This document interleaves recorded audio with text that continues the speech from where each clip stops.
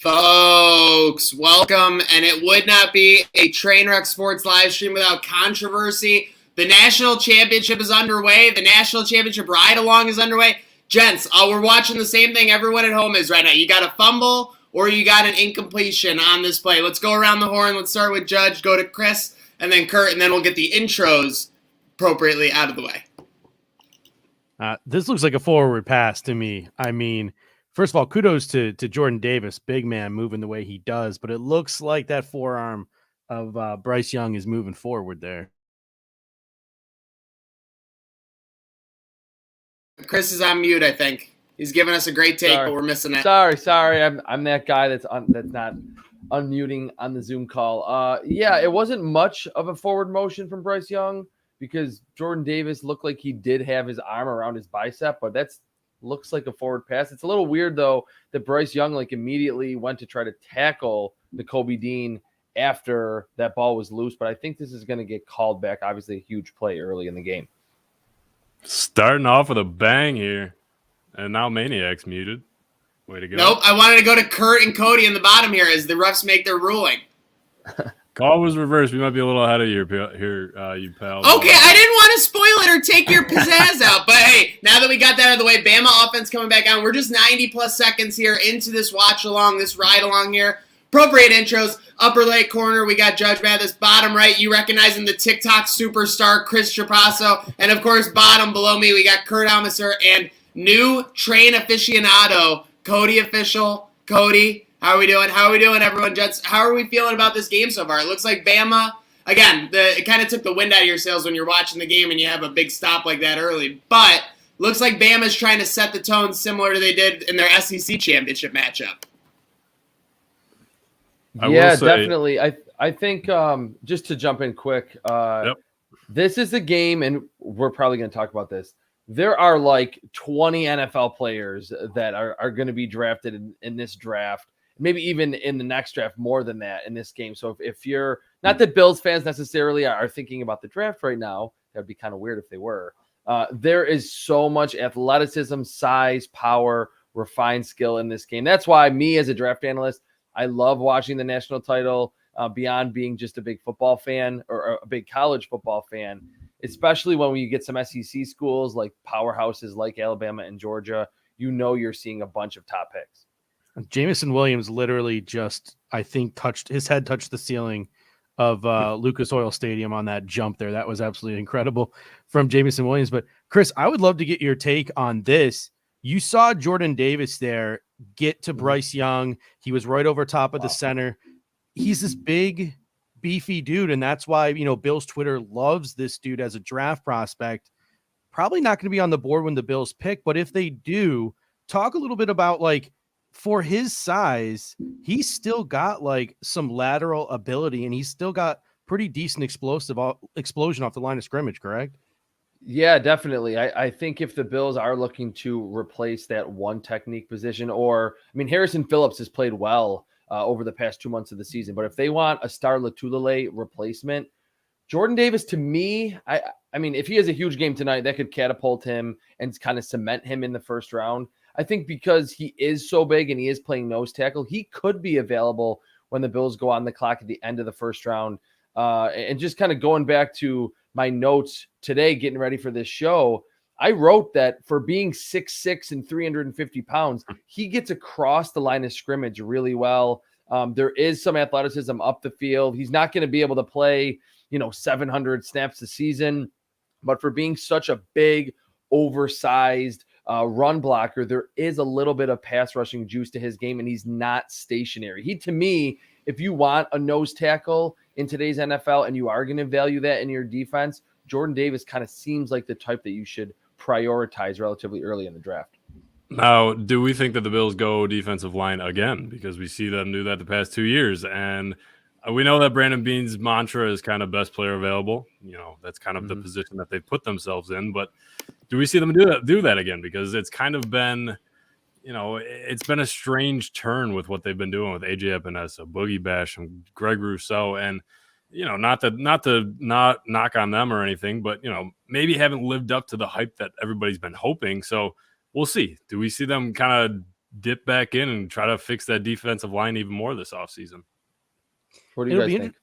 I mean, it'll be interesting too, because I mean, I was having this conversation today with some people on social media. I put out a mock draft today, and I took a defensive end. I took Jermaine Johnson first overall, or in the first round out of Florida State, and people were like, "Well, it's crazy how a month ago, or even 3 weeks ago, we need a guard, we need a guard, we need a guard. Oh, Trey White's hurt. We need a corner. Levi Wallace is a free agent. We need a corner." But you're seeing guys like Dane Jackson step up. You're seeing guys like Rick Bates step up. You're seeing guys like Gabriel Davis solidify themselves as wide receivers. While those positions are still positions where we need to add some dudes and we need to add some competition, and we can't just hand jobs to people off of what they've been showing for 3 weeks, it also shows that the Buffalo Bills are in a position where they have some dudes there, and they've developed some dudes at these positions to where they can go BPA in the first round and really shouldn't play or factor into the equation almost at all, depending on the situation. Yeah, I agree with that. That's a good point. I think Brandon Beane will kind of stick with like the BPA philosophy that he's had. And for as good as Jordan Davis is, he's got a lot of publicity as a nose tackle in 2021, 2022, when we all kind of realized that's not a super valuable position.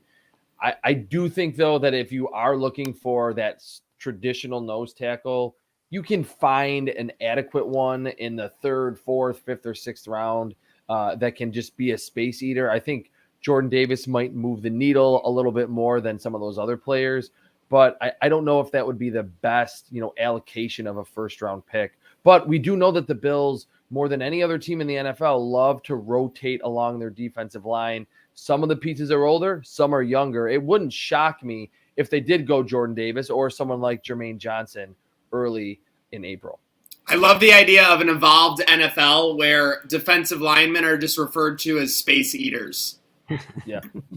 I think that would truly be the evolution that we're all hoping for in football. And speaking of evolution, let's get this group chat involved. Ladies first, let's get her in here from the Bills Mafia babes. She's not stuck in traffic anymore. She's trafficking the internet here, getting the views. What's up, Angelina? How we doing? Good. How are you guys? Doing good. We're just talking this Bama game. I think we got Bama 4th and 5 coming up, which means we have a field goal. And field goals, he's no stranger to him. Brother Bill, we got Bama lining up just over 5 minutes into the game. It looks like it's up, and it is... Looks like it's good. I gave it a little delay, a little bit of the suspense there at home. Shout out to everybody tuning in. Hey, Bill, Angelina, how are we doing tonight, guys? Good. How are you? Really? All right, don't overwhelm our viewers at home. So we're talking, somehow this has evolved. We bring everyone in here for the national championship. All of a sudden, I'm getting showered with draft talk. Guys, this is Victory Monday. The Patriots are on the cusp of our annihilation. Like, we are going to annihilate them. And they have a chance to do that this Saturday. I mean, I can't have any draft talk right now, even with these amazing prospects flying around in Indianapolis. That's fair. Yeah, that's fair, man. why I'll accept that. I guess we can just enjoy the game. It was too much too soon. That's all I'm saying. If you wanted to get into the second quarter, you're like, wow, I can't wait to see that guy play on Sundays. I'd be like, okay. But it was like right away. It was like getting in the shower and you expect it to be hot and it's cold. Guys, I want a hot shower in here. Let's go. What do you want to talk about here? You want to break down the last game? You want to talk about this game? I want to break down. Okay, here's a question for all of you. Should the Bills be more confident based on what happened in Foxborough or more nervous about what happened in the swirling winds almost a month ago?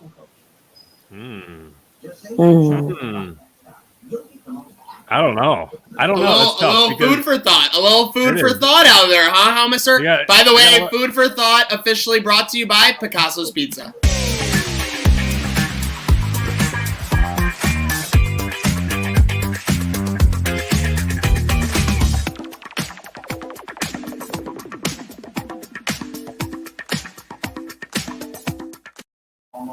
I went to high school. We gotta pay. That was the last thing I expected to hear coming out of here. I literally went to high school. That was the Perno brothers, right? I went to high school with those dudes. That's amazing. They're the Picassos the Picassos of Picassos putting that art together over there. But who's got something for me here? Obviously in the 2 games, Mac Jones hasn't shown us much to be nervous about. I think he actually got a little unlucky in Foxborough. I think there were some costly drops by his receivers. But looking at him, I mean, I get the feeling that the Bills defense, if we game plan, if Leslie Frazier is really the head coaching candidate he's being made out to be right now, it's time to stuff Mac Jones in a locker and go on to the divisional round, as far as I'm concerned. Yeah, I think since that Colts game for the Patriots before they played the Bills, when Mac Jones threw a couple touchdowns but had 2 picks, kind of got them into a hole, and it looked like he was forcing it a lot. Since then, he hasn't really been the same Mac Jones that was, to me, getting all the ridiculous analysis of is he the next Tom Brady. We haven't seen that type of guy whatsoever. I think the game plan, the whole season for the Patriots has been very conservative. Get it out of his hands quickly, lots of screens, lots of checkdowns. But if you're doing that against this Bills defense, they're going to tackle well. They're going to create pressure. They're not going to allow you to hit the big plays. Eventually, a rookie quarterback is going to make a mistake. So I think the Bills should go into this game, especially from a defensive standpoint, feeling very confident. Not overly confident, but in the fact that they are playing their best football on that side of the ball right now. And Mac Jones is coming into this game looking pretty shaky over his last 5 or 6 contests. And you look at the Buffalo Bills too. I haven't checked in on the status of the injury, but Isaiah Wynn went down in that Week 18 game against the Miami Dolphins. He's their starting left tackle, and you saw how the Buffalo Bills responded to Connor McDermott playing left tackle for the New York Jets. They saw that weak spot in the New York Jets defense, and they attacked it. I mean, they were using Ed Oliver out on the edge going up against Connor McDermott to try to create mismatches. So if Isaiah Wynn is gimpy heading into this football game at left tackle for the Patriots, if Isaiah Wynn is out, you're going to see the Buffalo Bills take advantage of that matchup on the left side and attack Mac Jones's blind side. So I think that's a matchup to watch, and that's an injury status to watch heading into this game on Saturday. Short week to try to rest up. And Georgia fans just got blindsided as Stetson Bennett goes down for a huge loss. Speaking of huge losses, happens every time I go against this guy. Welcome to the stream, Nate Geary. Welcome to the ride-along, buddy.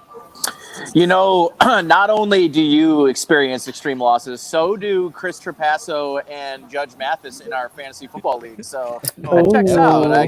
I guess we've got something. You guys got something in common up there on the top row. Right.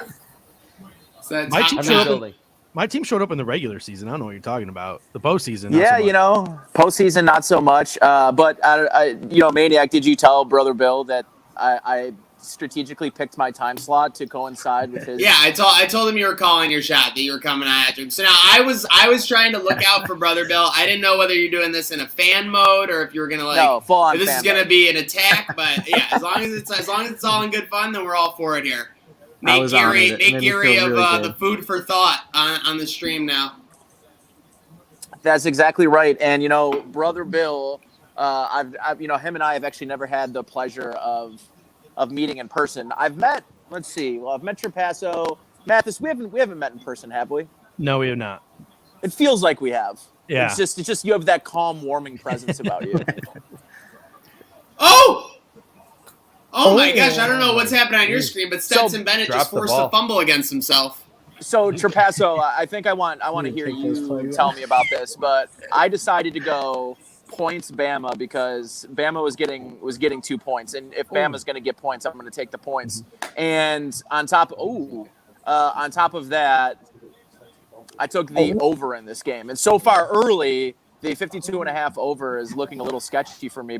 But do you think I'm going to set to win some money tonight, Chris? Yes, definitely. Actually, before we went on the air, I said that I would bet the over. I didn't bet it, but if I was a gambling guy, I would.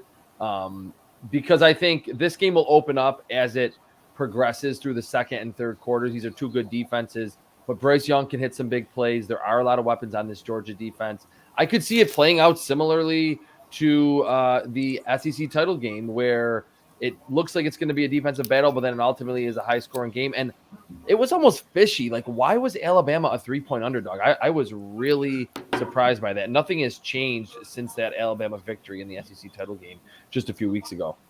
Vegas is like my ex-girlfriend, stubborn as hell. They had Georgia as a bigger favorite. Georgia got smoked. They layered down the points a little bit.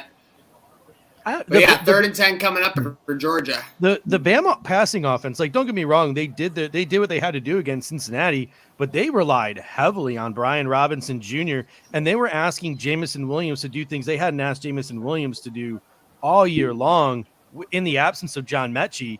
And it just seems like every year you're able to spit out a new Alabama receiver. And with that injury to Mechie, it just seemed like there wasn't another receiver ready to step up and like take a mantle. So maybe that had something to do with the points. Obviously, we've only seen one Bama drive so far, but their offense did look a tad less lethal without, John Mechie in that last game against Cincinnati, even though they were still able to handle their business. Wow, and after 3 minutes of hanging with Brother Bill, Nate Geary decides he's had enough, folks. He is out. Yeah, you're right, Judge. A lot of people were talking about that Bama offense in this game. Without Mechie, could be a little sketchy. But let's face it, these guys are like utilitarian like plugs to Nick Saban. He probably doesn't even like that there's names on the back of the jerseys because he would prefer to just be able to call him whatever the hell he wants. Sorry. No, I was just going to say, I think I know why Nate left. It's because we cut off the Bills talk. We keep talking about this big college game that's going on. I don't know what game is going on, but the Bills are in the playoffs here, folks. The Bills have a big playoff game this weekend, my friend, and we are just glossing over it. So can we continue with the talk? Yeah. Well, actually, now that it's commercial, I want to get away from the Bills talk. When the game's on, we'll do that. I want to talk with Chris real quick because he mentioned that he didn't bet it, even though he loved the over. As a draft and player analyst for CBS Sports, Chris, are you permitted to place wagers? I mean, let's face it, like sports gambling's never been more mainstream. No, you're right. First off, yes, I definitely can. And if you guys follow any of the CBS guys like Will Brinson and Pete Prisco and RJ White, they're like almost 90% of their content, what's on their podcast, the Pick Six podcast every day, is based around like sports betting, the over under, stuff like that. I just never have gotten into it, but I realize, and my bosses have told me this year, like next season, I'm going to start to kind of do a little more in terms of analysis that's centered around betting, especially, of course, with betting now legalized in New York. So I just never have been a big betting guy myself, but I do get a lot of questions from my friends Sunday morning that I'm usually wrong about. So I need to get a little better, fine tune that part of the repertoire that I offer to people when it comes to the NFL. Wow. I actually think, like, Brother Bill, his walls are a little blank there. I think he's already lost so much money sports betting. He's had to sell some of the artwork. We already saw poor Nick Caroline T went through her whole livelihood of gambling. She lived and she died yesterday. We went crazy. We bet a lot of weird things. We had the free money to play with, so I decided to take a bunch of chances, and she just followed my lead.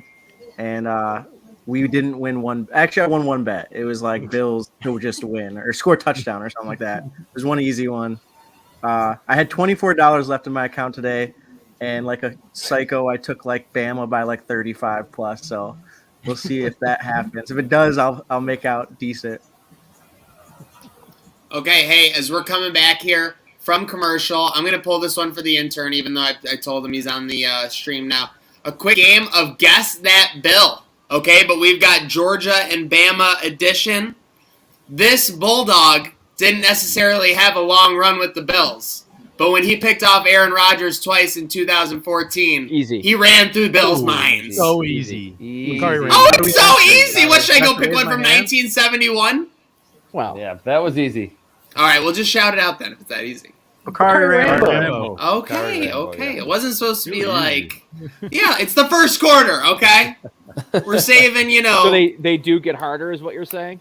Yeah, that's what she said, okay? Okay. With that noted, thanks to everyone for coming in, tuning along on the Trainwreck Island. Shout out everyone, joining us here. This is an awesome crew we got. Okay, but now that the game's back on, now that Bama has the ball and I can be a little bit less nervous with my Bama money line, let's talk about how the Bills are going to get this done Saturday night. Is it going to be unleash Josh Allen like they should have done a month ago and they did in Foxborough? I'll tell you what, though. Patriots, the last 6 games, have given up 984 yards on the ground. That's 164 yards per game. So when you say unleashing Josh Allen, they've sort of been holding him back at least this past week. I think you could see a lot of Josh Allen design runs, and Devin Singletary is emerging at the right time. I think you could see a Buffalo Bills team that relies on this defense creating havoc around Mac Jones and trying to force turnovers and trying to limit New England offensively. And and trying to find a balance on the ground and attack New England on the ground and picking their spots and through the air. I think the first time that they played New England in Buffalo, it was a completely different team than what we've seen now, because that first matchup, obviously the weather everybody talks about, but it seemed like the time when they were testing out the run game. They were trying to figure it out. They're trying to figure out the offensive line. And now this offensive line is clicking at full cylinders. I mean, they haven't a lot of sack in the past 3 games. And compared to what we saw in the first half of the year, it's a completely different team. So I like the Bills' chances. Beating Bill Belichick twice in a season is not easy, but beating Mac Jones twice in a season is a different story. I was very relieved. I did not want to face the LA Chargers this week, so I didn't. I would much rather face the rookie quarterback than I would rather face Justin Herbert. Yeah, great point.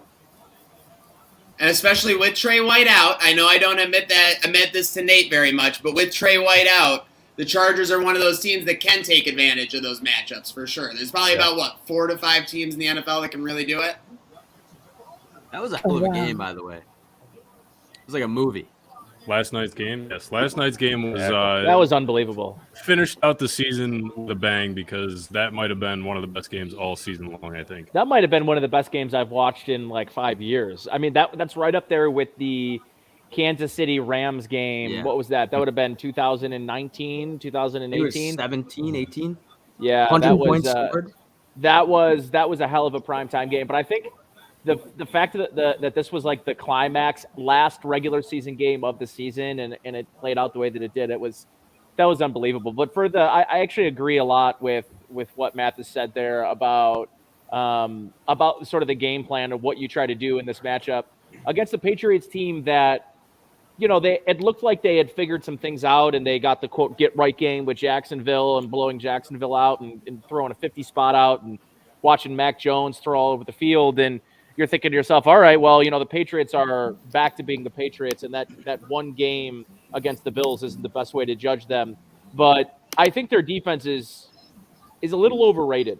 I think it's okay. I think it's really good as the sum of its parts. But I think they get more out of that defense than they probably should.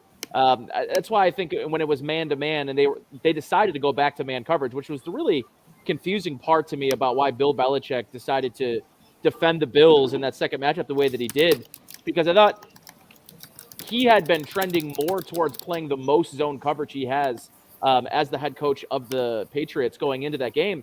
And he sort of reverted back to the man-heavy coach that, you know, won him a lot of Super Bowls. But I just don't think he has the personnel to match up man-to-man against the Bills or really anybody that's left in the AFC. So going back to that soft zone, the too high safety look for the Patriots is probably going to be their sort of counter to what the Bills did with Isaiah McKenzie against their man coverage in that second matchup. But they're not going to just run zone all day. They're going to want to pressure Josh Allen. They're going to want to make sure that he can't get out of the pocket and roll to his right, because that's really where he becomes, you know, really one of the most lethal quarterbacks in the league. And I've been saying this for a while.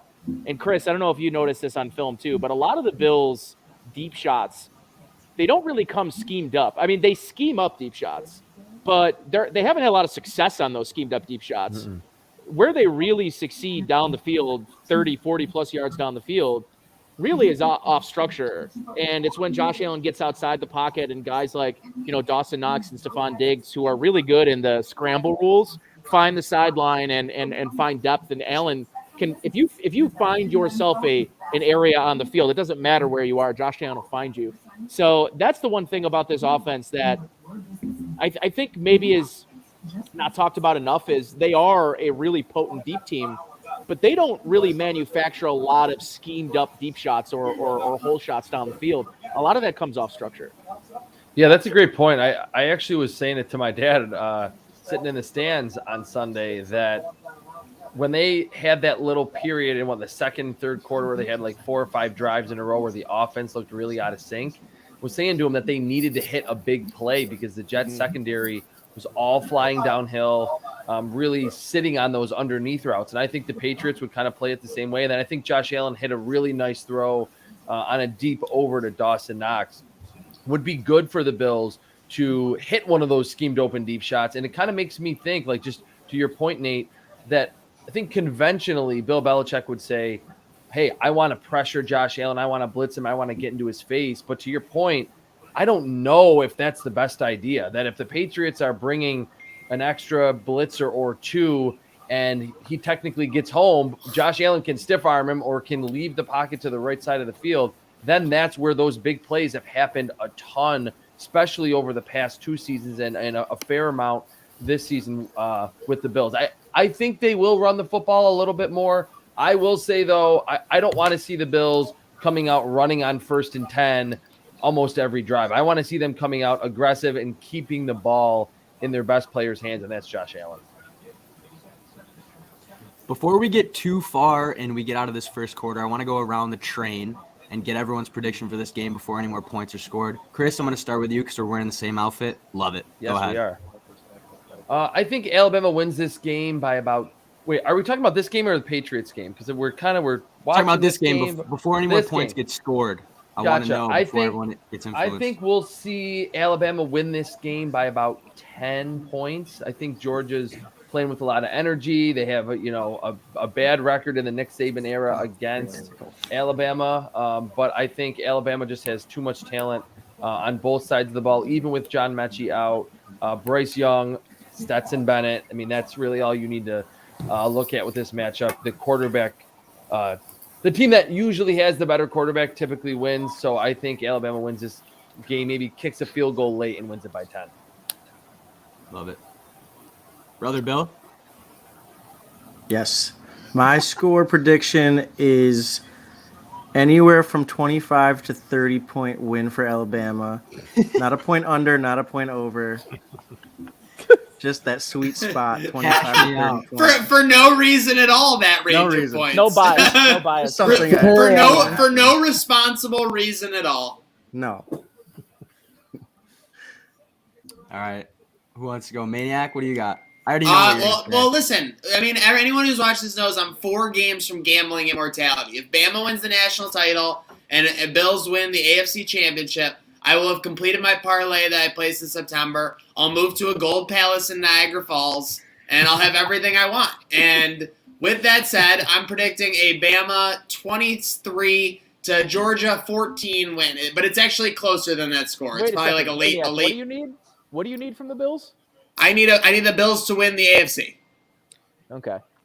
You're predicting a pretty low-scoring game here, pal.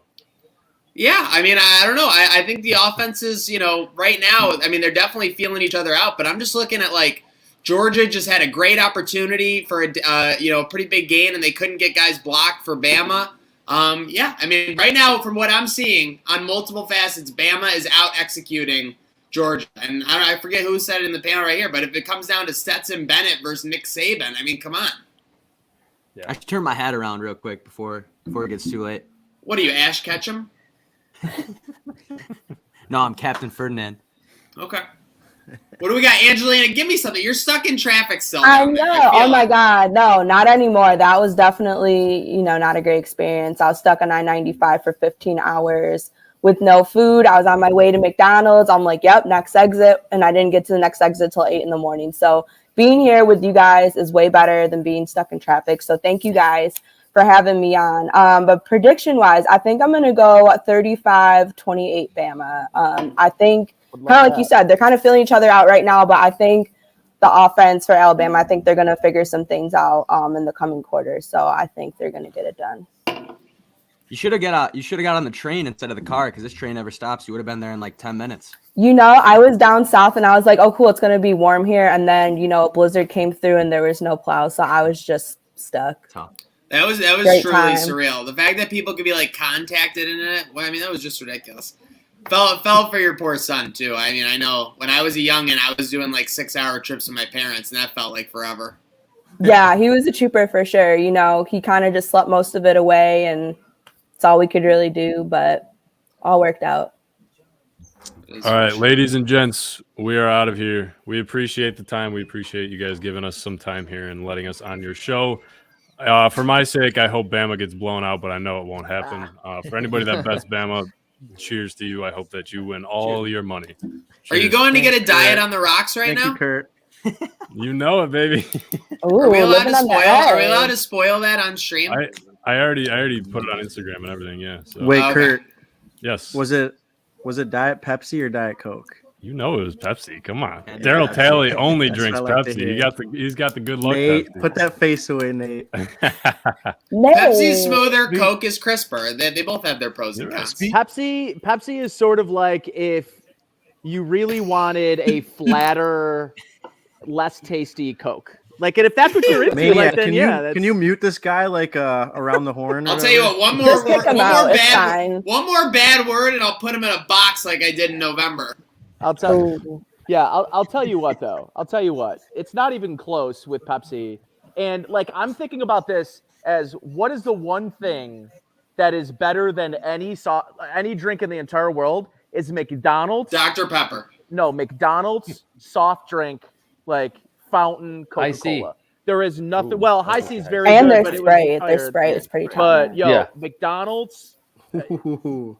Spence, I think we got a royal. I think we got a royal addition to the Bro, help me out. I know discussion. you're Jay walking Spence, The king has the in the ride. house. What up? As Time to as chop Jay it up. Spence- He's Hey, as walking Jay in the fire Spence right comes now. in, we are leaving. We appreciate you guys. Kurt. We'll Oh, check it's like you that. later. I gotta head Here, Kurt and Cody. Hey, I'm out. I'm out as well. I gotta go do the air raid hour. But thank you so Oh, much, man. man. Thank you, Train Red, for having me. Hey, Bulldogs 27, Alabama 24. Stetson Matt Saracen Bennett is gonna come out and he's gonna lead a late charge to win the game. I'm mostly just saying that because I hate Bama. I do Yeah, you not believe sound a single super word I'm saying. unconfident about that. That would be absurd. No That emotion would tied be to a it crazy thing. whatsoever. Thanks for coming by, Judge. With Bama. Also, Dr. Pepper over Pepsi and Coke. See you guys. Whoa.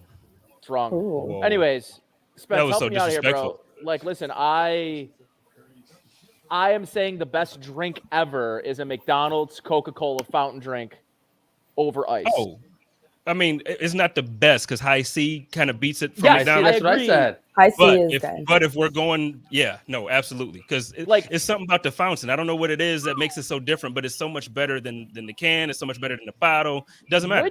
Which fast food chain serves Pepsi fountain? Can you name one? Bojangles. Okay, Bojangles. Yes. Bojangles No. is elite, but that's Bojangles beyond is the point. different. Bojangles Yeah, is Bojangles different. is Fast different. food chain. That carries. Let's Taco face it. Bell. I will say Taco Bell Pepsi. does, yep. Pepsi Taco is Bell. behind the 8 ball was until about they to say can it's come Taco up with Bell. that machine. Until they have the machine That's right. that they can they do don't all the have machine. flavors. Yeah, for sure. Vanilla That's true. Coke. They're in trouble. Vanilla It's Coke. just Taco Bell. It's just Taco Bell. Well, I guess in KFC then, because they Yep. got their little KFC. theme. Every trash pizza joint in Western New York, you walk in and immediately you're gonna find out whether or not you're gonna have a good experience by what's in the cooler. 100%. What? Fantastic analysis. I mean, That's why he's on this I podcast just super can't agree tough. with that. I can't agree with that. That's perfect. We're judging Buffalo-based pizza places by their cooler. Yes. So listen to this. Ready? So my man I Nick thought I was Argy, bougie, damn. my man Nick Argy, who owns Macy's Place Pizza, right? First day I walked in, he's got Pepsi 2 liters. I'm like, bro. But he goes, wait a second. And then there's another window, and he has cans of like every single pop ever made. He's got Squirt. That's not He's surprising. got- Macy's is extra. Squirt is like next level, very good. Squirt So- does. Love Squirt fucks. Squirt fucks. Plain and Yes, it simple. sure. does. Yes, it does. We used to do squirt shots before we could drink liquor, like before we were old Oh, enough. yeah, That's you're what like, my parents "Oh, let us it do. hurts my It was throat." down. Squirt kind of was like a vodka soda for kids. It was. It was. When you Okay, felt I it, when you gotta were head out. drinking a Hold the squirt, night. you felt best. Hey, thanks for. Hold the Hey, night. Chris, before you go, the Jamar Chase and I can't pronounce his name. The Samari Pool analogy with the Bills Pool? Stadium. That was the greatest thing I've ever read. That was the dorkiest NFL draft / Bills guy thought that I've ever had. And I've told it to a bunch of people. And I was like, I have not tweeted this ridiculous rant yet. But if you haven't checked it out, I think a couple days ago I sent it out. If the Bills don't build a dome, they would have felt the exact same way if the Bengals did not pick Jamar Chase. You have a chance to build a dome. They had their chance to pick Jamar Chase. The Bengals made the right decision by drafting Jamar Chase. Hopefully the Pagulas and the powers that be in West New York make the right decision and build a dome in the next 3 to 5 years. And I'll leave with that. I don't know if that's controversial, but I love it. I love love it. it. Thank you for I riding love it. along with us, mister. Appreciate All right, you. guys, thank First you. time Okay. train wrecker. See you, Chris. CT. And then Speaking there were of soda, 5. I know. I was gonna say, speaking of soda, I'll never forget. I was an undergrad and I was playing rugby for Buff State, and we traveled down to Savannah, Georgia for the Shamrocks tournament.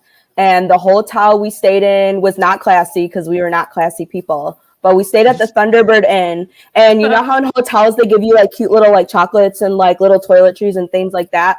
They gave you RC cola and a moon pie. That's what you got when you came in the room. I was like, what was the where name of that are place? we?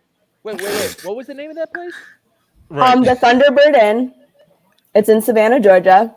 Thunderbird Inn, RC Cola, and free moon pies? Yeah. As soon as you right on your pillow, I'm like, oh. To us, that was living on the edge. I knew it logistically, but I didn't realize we have like a Buff State like athletic alumnus like pouring in here. But pretty strong vibe, pretty strong vibe. Speaking of strong vibes, we got the Micah man, Jake Micah tuning in. Micah, pretty good start for our Titans so everybody. far, even though the Georgia just picked up first. Yo, hey, listen, we caught the break of the century with that first play. I was playing and finishing a game of Halo. Thought kickoff was at 8:30, so I'm looking over and all I saw was Nakobe Dean running down the sideline in a little bit of terror. But we're good now. We're chilling. Happy to be here, Guys, the Dolphins requesting an interview for Brian Dable. That feels like if Brian Dable's gone, he's going to Miami, right? I wish Trapasso was still here. I heard Chicago too. I heard Chicago tonight too. Yeah. So, part of the talk about why the Dolphins got rid of Flores was because the relationship with he and Tua had deteriorated. No duh. I mean, I can't believe that they chose Tua over Flores. But, like, with all that being said, Dable coached Tua.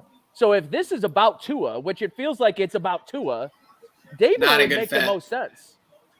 I mean, for Dable, it's probably not the best fit. But for them, I feel like Dable's probably one of the best fits you can get. Oh yeah, I'm sorry. I was thinking from a perspective that ownership doesn't like Tua, that it wouldn't be a good fit. But if they're trying to fix Tua, obviously, yes, then it is the perfect fit.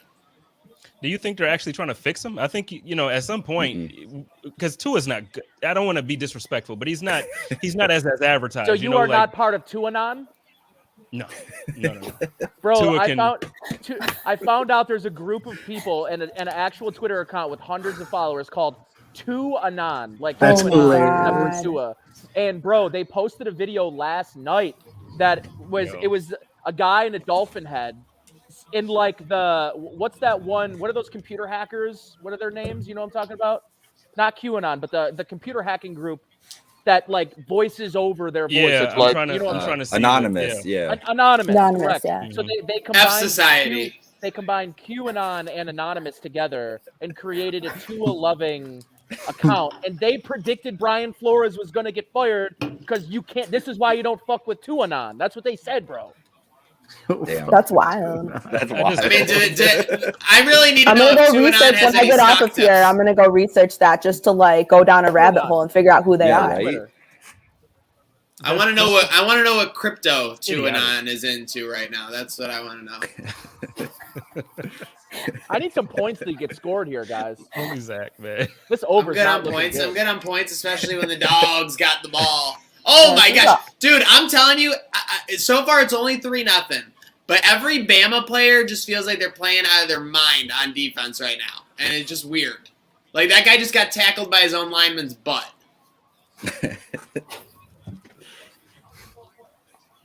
All right, hey, as we go to commercial, let's get it up. Let's get a game of Guess That Bill. And yeah, if we want it to get a little harder, it'll get a little harder. That's what she said. Oh boy. Okay. This Buffalo Bill was not drafted by the Bills, but he did play a key role on the team in the 90s.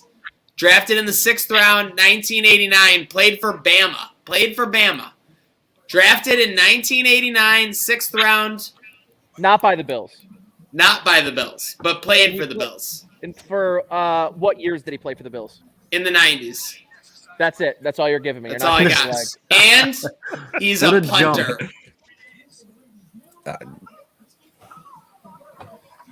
Yeah, you got. I got nothing. Remember when the first one was like, that's so easy? Dude went from Bakari Rambo to name that puncher from the 90s. Chris Moore? Chris Moore? Nobody remembers Chris Moore? How could we forget? M-O-H-R?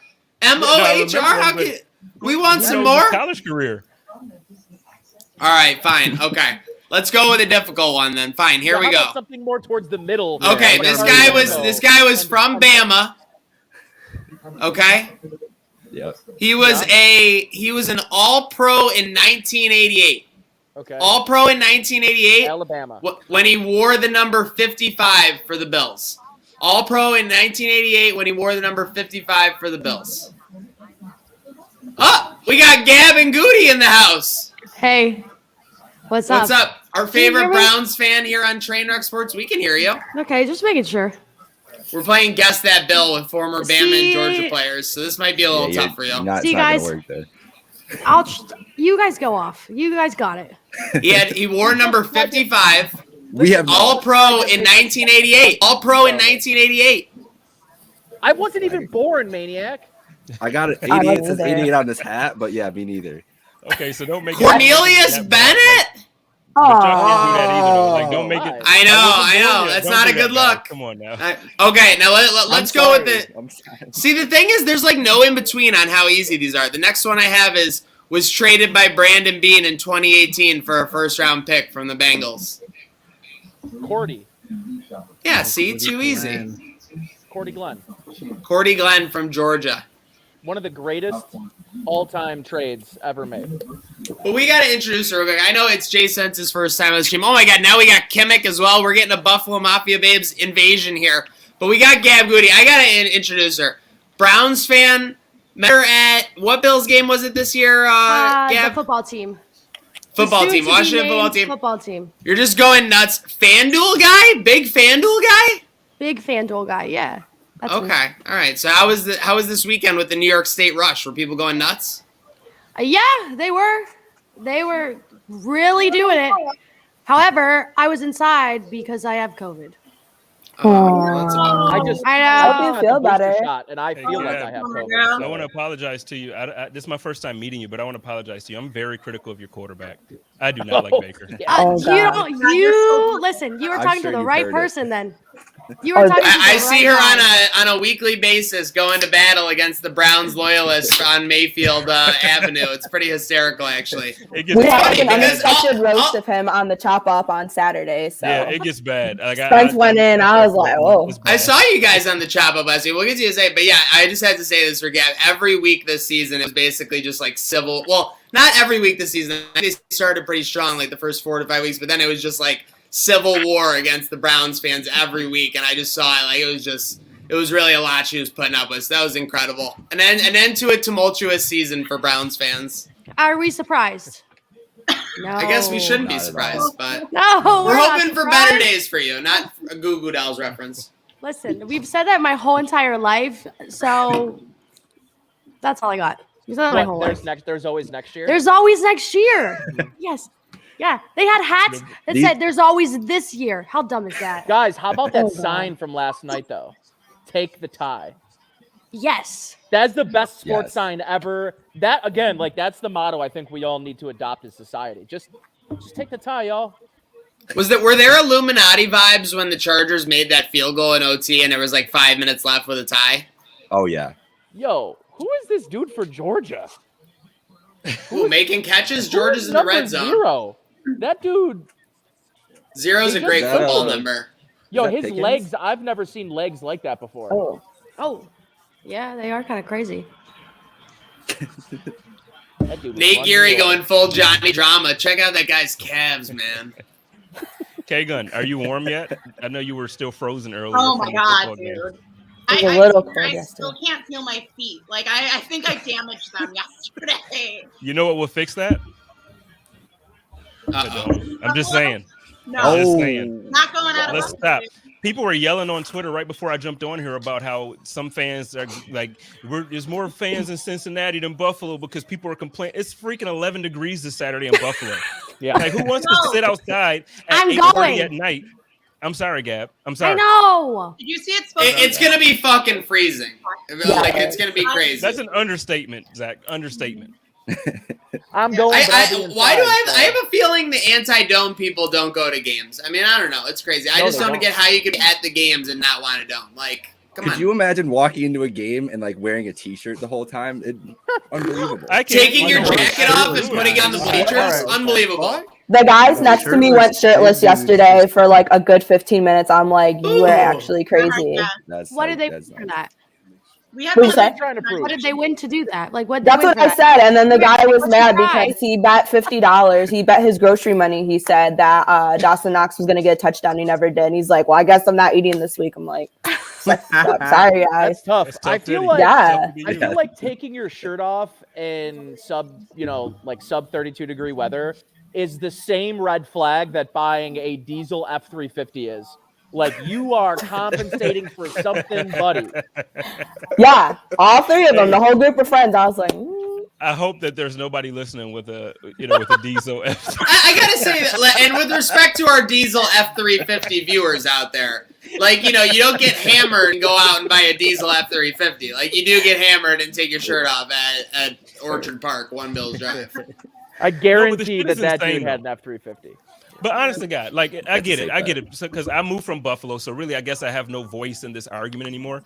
But the thing is, it's like I'm from Buffalo. I'm born and raised. I've been to plenty of Bills games in the cold. I was at the Colts game a couple years back. Who the hell wants to sit in it? The players don't even want to play in that. Like the players don't want to play. Favorite game of all time. That was my favorite game of all time. What, the Colts Bills game? Yeah, that was so much fun. I'm kind of like a truther about the Bills Colts game because I was there. I have the red scarf just like everybody else. You take pride that you were there when they were doing the giveaway that day. But for about 27 minutes of real time between the end of the fourth quarter and the end of overtime, that was the worst game in the world to ever be at. You were about to tie. You were about to lose You were about to lose your playoff availability. Like, it was the worst game ever to be at. Now, LaShawn McCoy did rush to the end zone and they won the game. It became the best game ever. But it was just a weird situation because everybody who was there and myself look back on it so fondly. But for the last 30 minutes, it was like the worst thing ever. See, I was there and I got pissed off. I left at halftime, and then on top of me leaving at halftime, I really didn't leave because my car got stuck in the damn parking lot. No! That's actually the worst leaving. That's tough. And then the tow truck that came to get me got stuck coming. Oh my god! It was like, hell no, I'm not doing this anymore. And y'all want me to sit in the damn snow? No. Dude, I cheat coded that game. I didn't go into the third quarter. So we all turned our cars around, turned on WDR, rolled the windows down, blasted them, and stood around a fire. Santa and I. Well, that's different. And then I went in during the third quarter to watch the third, the fourth, and overtime. It was beautiful. It was beautiful.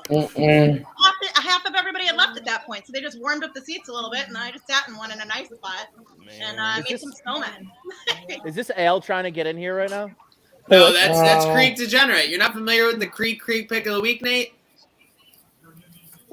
Nope. Creek pick of the week. Let's get it.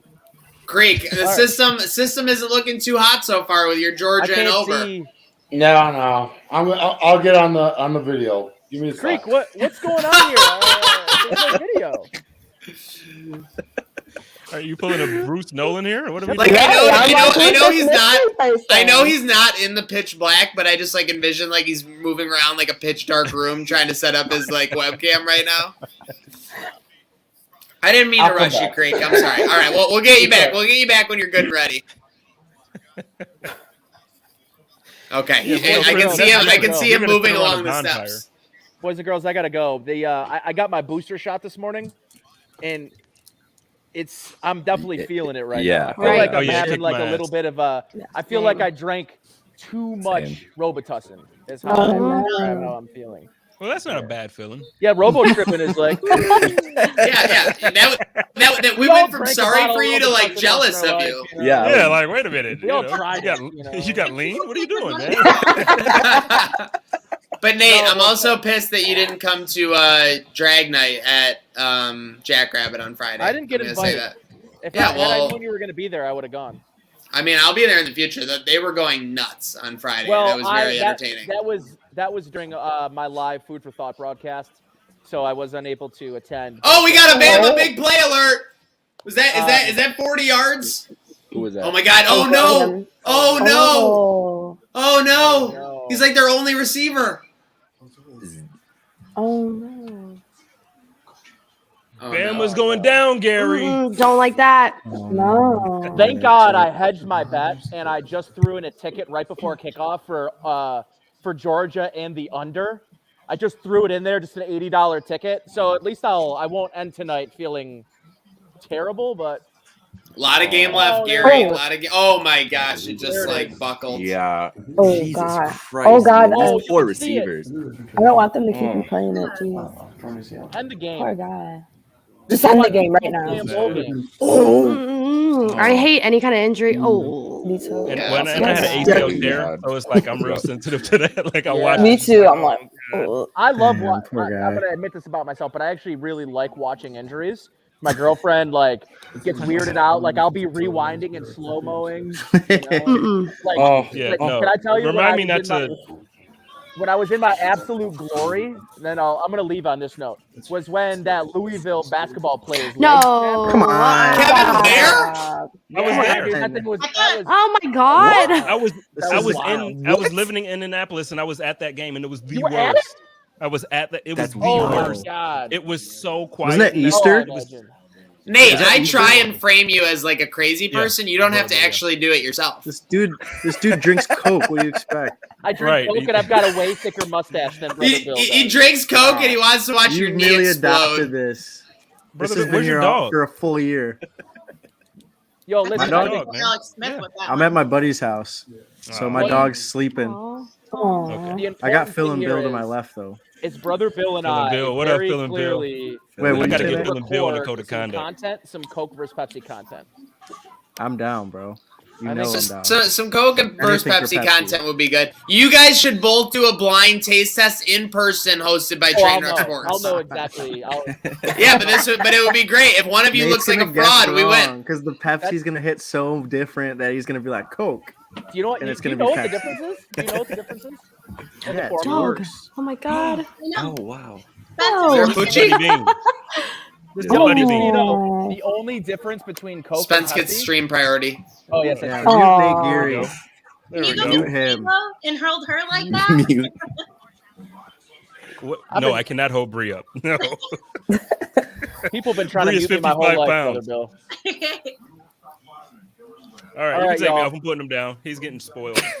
That Pooch just looks content as hell. Oh He my looks so, god. like he just wants to hug. He's so happy. All right, y'all. I'm So gonna go cute. drink some That's my Robitussin. dude. Feel better, Nate. All right, Nate. Funny. Roll Tide. Roll Tide. Hey, brother Bill, tell Phil and Bill I got to get him on the conduct, man. Just Phil and Bill. He chilling. He chilling. The thing that I love I'm about digging the Phil and E40 Bill, hat roll up. Phil and Bill What'd you say, comes in Nate? with a chip on his shoulder. He comes in with He's- something to prove. every time. Like He's it's never great just every like, time. oh, Very you know, true. I'm back up. Like it's literally And you know like what? it's time to shine. Phil and He Bill would reminds start me for of Dean 31 Marlowe. other teams. Hold he up, though. Can reminds I me of say? Dean Marlowe. There's no drop Yeah. off at all. None. The Browns would Can I be say- so happy to have Phil and Bill, to be honest. For It sure. would be I such was an gonna say upgrade. Phil and Bill kind of was the preview of what we were expecting from our punting yesterday. That the pizza punt was a Backwards. prerequisite to the hot Touche. game, bro. You're Oh, fucking yeah. telling the future It's an now on omen. these, like Jesus. Yeah. You gotta Listen, the relax, Browns man. are just never gonna be good, and I've just accepted that. Hey! Oh, my God. Hey! We're rooting on Warlock's arrival, not Gab's consignment to the Browns being forever Yeah. terrible. I We don't mean, want to be I the would worst. I would cheer for that too. No, literally, and Warlock has seen a lot of fans. I because he goes to basically every game, away game, home game, don't matter. It's always a game for Warlock. But I'm telling you what, I mean, as far as the away games I've been to, Browns fans earn my respect, and I want them to be good. I truly do. I say that wholeheartedly. I have nothing against the Browns being good, and honestly, for a little bit in 2018, I was worried they were going to be good before the Bills. Yeah. For the Well, Browns? don't worry about it. When Baker came in for Tyrod, which was kind of like Bills-esque, and led them Like to victory the- against the Jets, he was looking good in that That was primetime electric. game. It was an electric With all substitution. due respect, because I'm not being a Baker's jerk first here. game With a all due tie? respect, Uh-oh, it's uh-oh. Baker. The reason Don't why get I him like it. started on Baker. Is he? I'll talk about Baker. I will.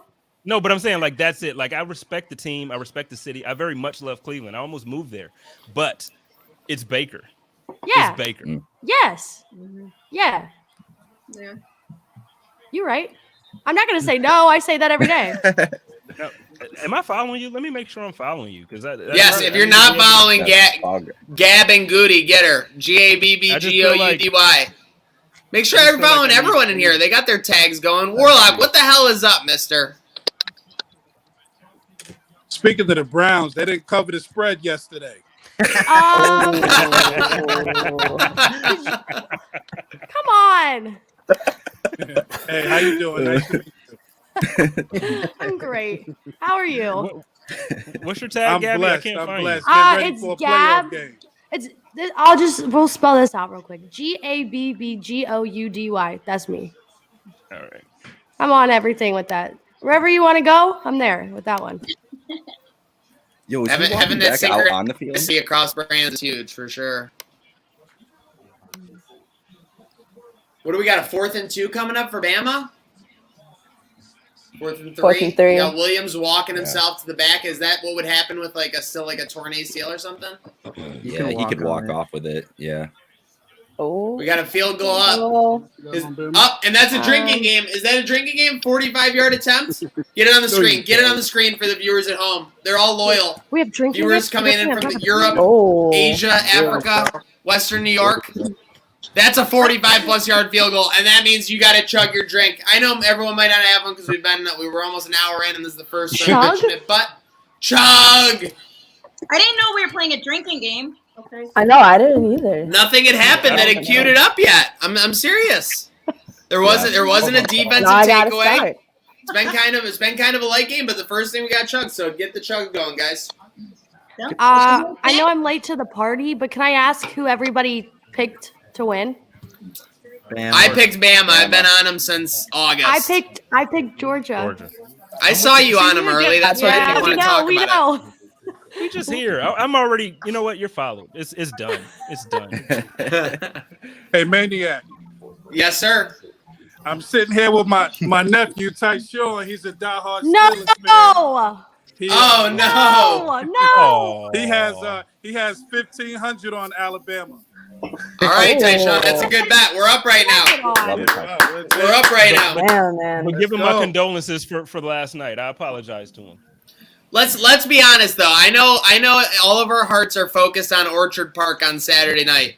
But I know we're also all looking forward to the TikTok battle of Juju Smith-Schuster against Jackson Holmes. I mean, come on. Oh my God.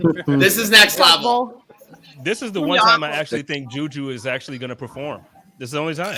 He has all the inspiration in the world. He should absolutely go off. It's the only time he'll actually do something good.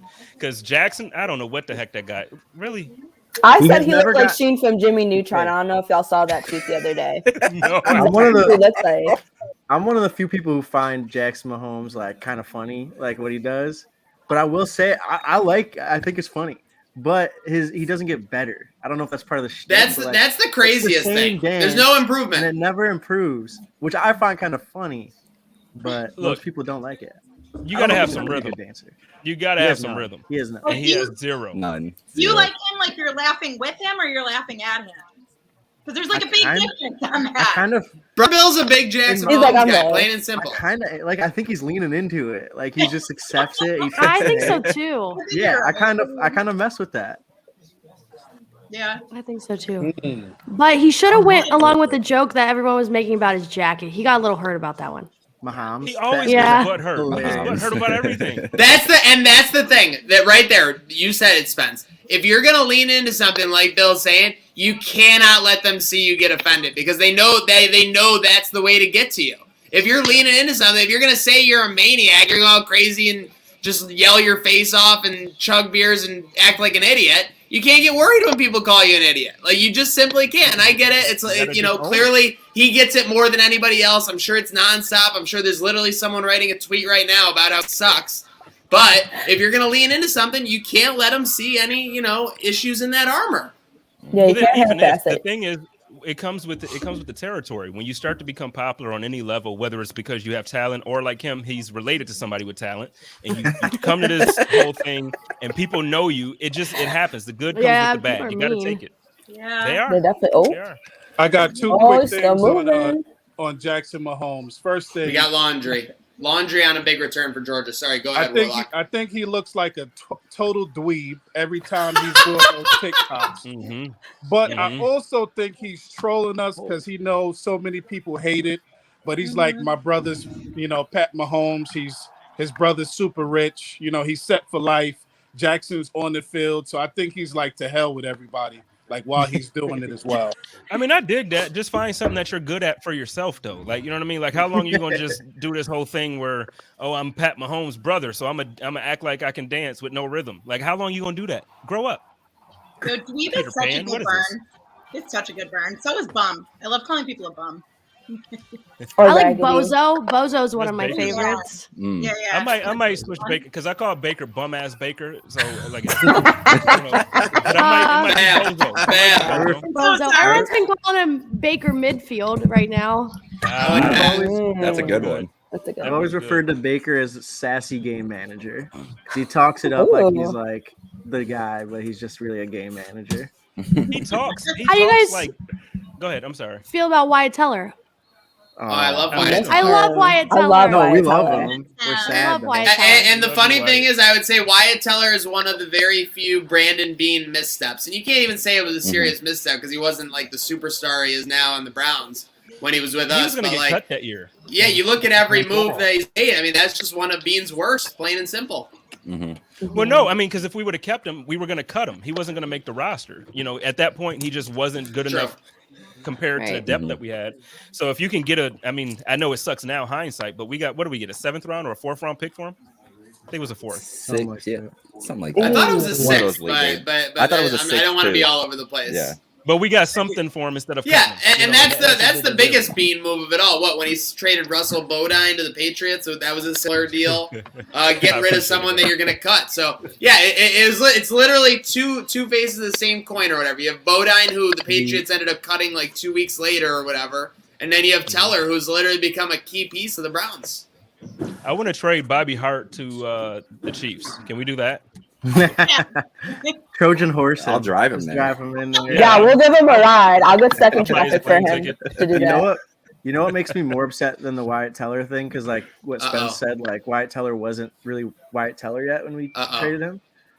Getting rid of Quentin Spain when like he was good, and like we benched him for no reason. We made him lose mad weight.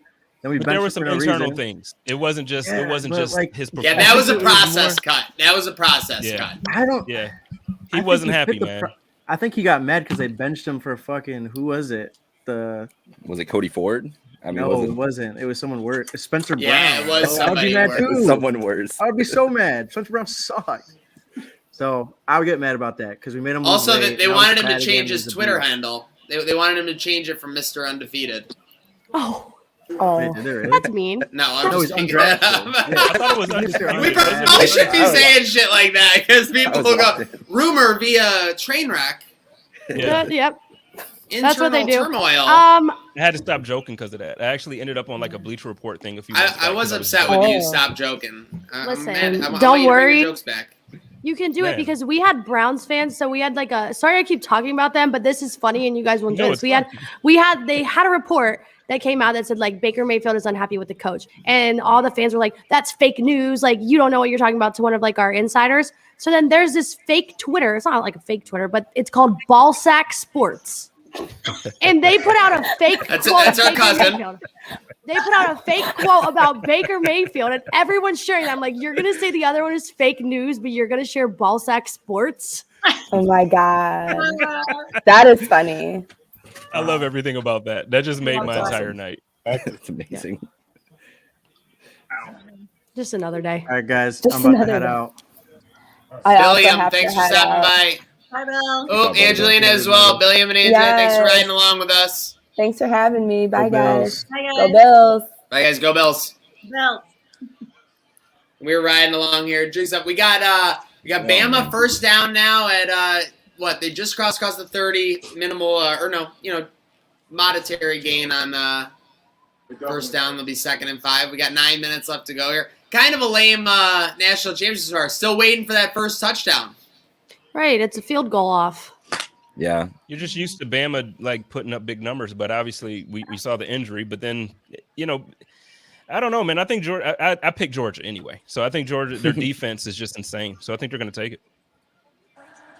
I'll tell you what, that injury for Bama is crucial, but it's almost like if it just feels like even with that big game, they got Georgia in a grinder, and we got a big play for Bama. We got a big boy with the ball. Oh, is that it? Are we sipping? Are we sipping or are we chugging right now? Whoa. 40 plus? Oh, geez. 40 plus, 40 plus. We're chugging, folks. That is a big boy. So in the first game they played, in the Natty, it was only 13-0 at half. I mean, that game only ended 26-23, but it was no score in the first quarter. So this is kind of par for the course for what they do in these two teams, at least. I mean, that first game, the SEC title game, was pretty slow too. What was it, 10-0 Georgia early, and then it was 17-7 at half or whatever it ended up. So this is they're feeling each other out. I mean, this is the trenches. The trenches. No one wants to watch offensive and defensive line play at all. But if you just sit there and watch these dudes, this game is brutal. Like, you can see. I think somebody was on here earlier talking about what was going on with the Bama Cincy game, and I think that's pretty much all it was Bama didn't need to throw the ball and didn't need to air it out as much because they just knew their offensive line was gonna just dominate Cincy the whole day, and they could use Robinson like that. They haven't been able to do that as much today. Obviously, it's not gonna happen as much with Georgia, but I think that's like been the biggest difference I've seen, at least Bama wise, offensively. Michael. By the way, the bench lineman for Quentin Spain was Brian Winters. Oh yeah! Shout out to our intern Vinny. He just yanked that one. Now you remember why that was such an insult. Oh man, yeah, that just made me depressed. Seriously. Oh no. Oh man. Speaking of depressed. But why do I feel like he was injured though? Like I feel like we're missing something. Like I feel like he was injured, which is the reason why he wasn't in, because he was the starter. He didn't get benched. Oh, my TV's behind. I'm also behind. So yeah, I'm streaming. I'm behind. The rule of thumb we've had, like, is just, and I'm not trying to say like what happens, right? It's just like, react to it. No, I'm not. You trying say to, it. I'm not You a go spoiler. ahead. No, just trying to flaunt our shit. By the way, speaking of flaunting our shit, we got 7 minutes till halftime coming up. We got my origin story. Hatchet and Hops will be up as well. By the way, remember when Saban's like field goal kickers could never make anything? Yeah. Ooh. This is I'm a behind, one. so you already saw that part. I promise. This Spence, guy's is my pretty. audio messed up with these in? Like it Now was it on is. our pod? It is? Yeah. Matt, you just went underwater. You were fine before. All right, I'll take them out. It's okay. I was trying my pods earlier. I got like the wired ones in right now, and literally they were just auto disconnecting from my computer every like 3 minutes. Super helpful.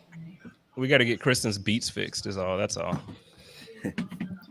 Now you're muted, Kristen. now I can't you're hear muted. anything you're saying. You're muted. She's using the Kimmick mute. You can't read lips. Come on. I'm not that good.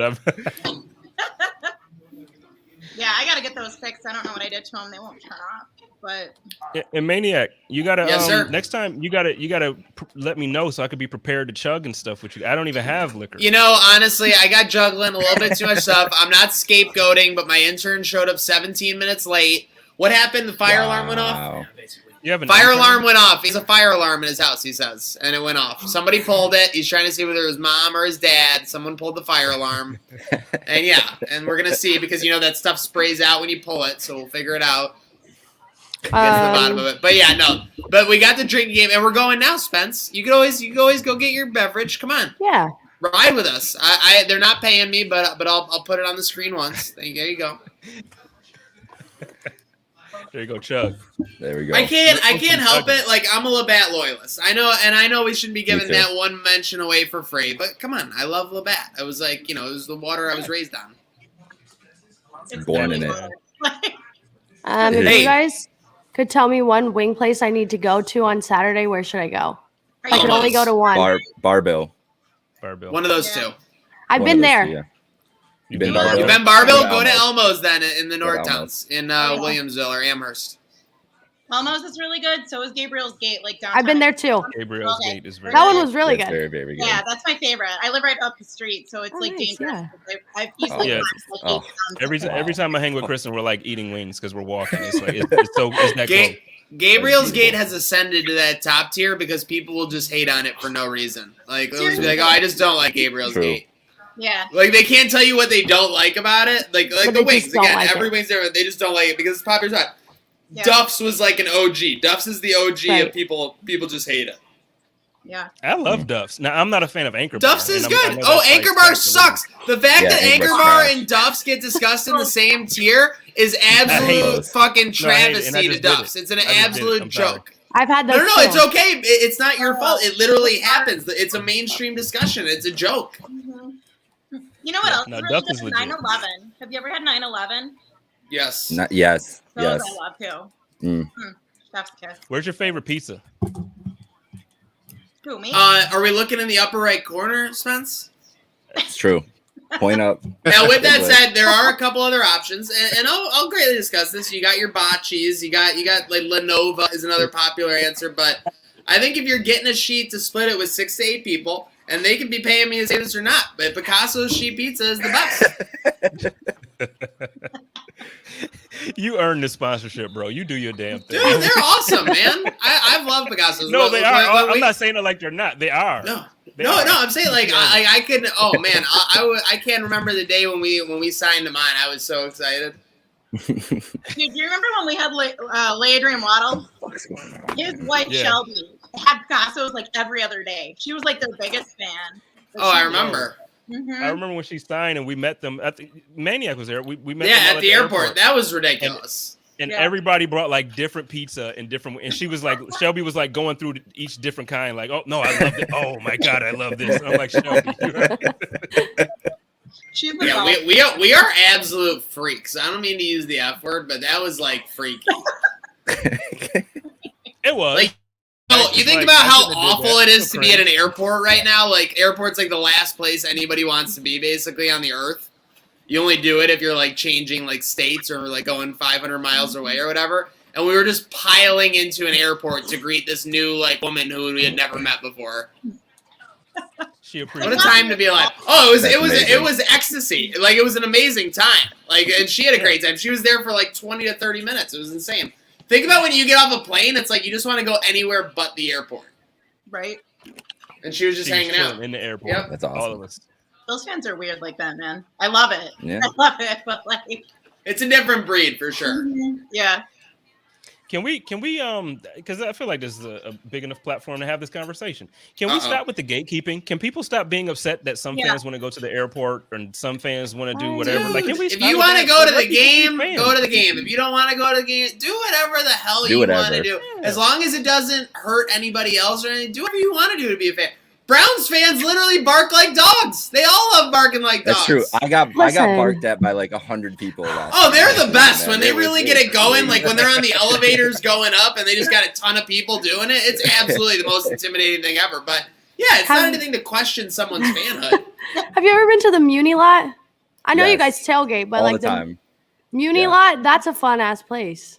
Wait, can we rewind? It was. That's where I got elevators barked in the at. Browns Stadium? There's what? Did you say there was elevators in the Browns Stadium? All I Escalators. remember is, or sorry, yes, I said Escalators, elevators, but I meant escalators because I There remember are when I was there. elevators. When I was there for the primetime game, we were going up though, and they were like doing it back and forth to each other with the barking, and I was just like, "Holy shit!" EJ Manuel's about to get fucking owned. Yeah, I gotta grown make it men out to. barking Don't in we play the public. Browns next year? Yeah. I was We gonna do. say, Is like, Is it going to be in Cleveland or is it in Buffalo? In Buff, I think. Yeah, that's Aw, in Buff. come I on. saw the Cincy matchup was on the Sorry, road. Baker. yeah, I was gonna say then the other. He ain't gonna be there. Sorry, Kirk. All right, so yeah, give it to us then. I mean, you're AFC. I'm breaking my own rule here because I said we don't want to look ahead. Bills have Patriots Saturday night. Who's Okay. your starting quarterback for the Browns next year? I can't tell you. I do not know. Derek Carr. That's honestly best case scenario. That's an amazing upgrade. I think that's best case scenario. I don't. That would be incredible if you got your backup.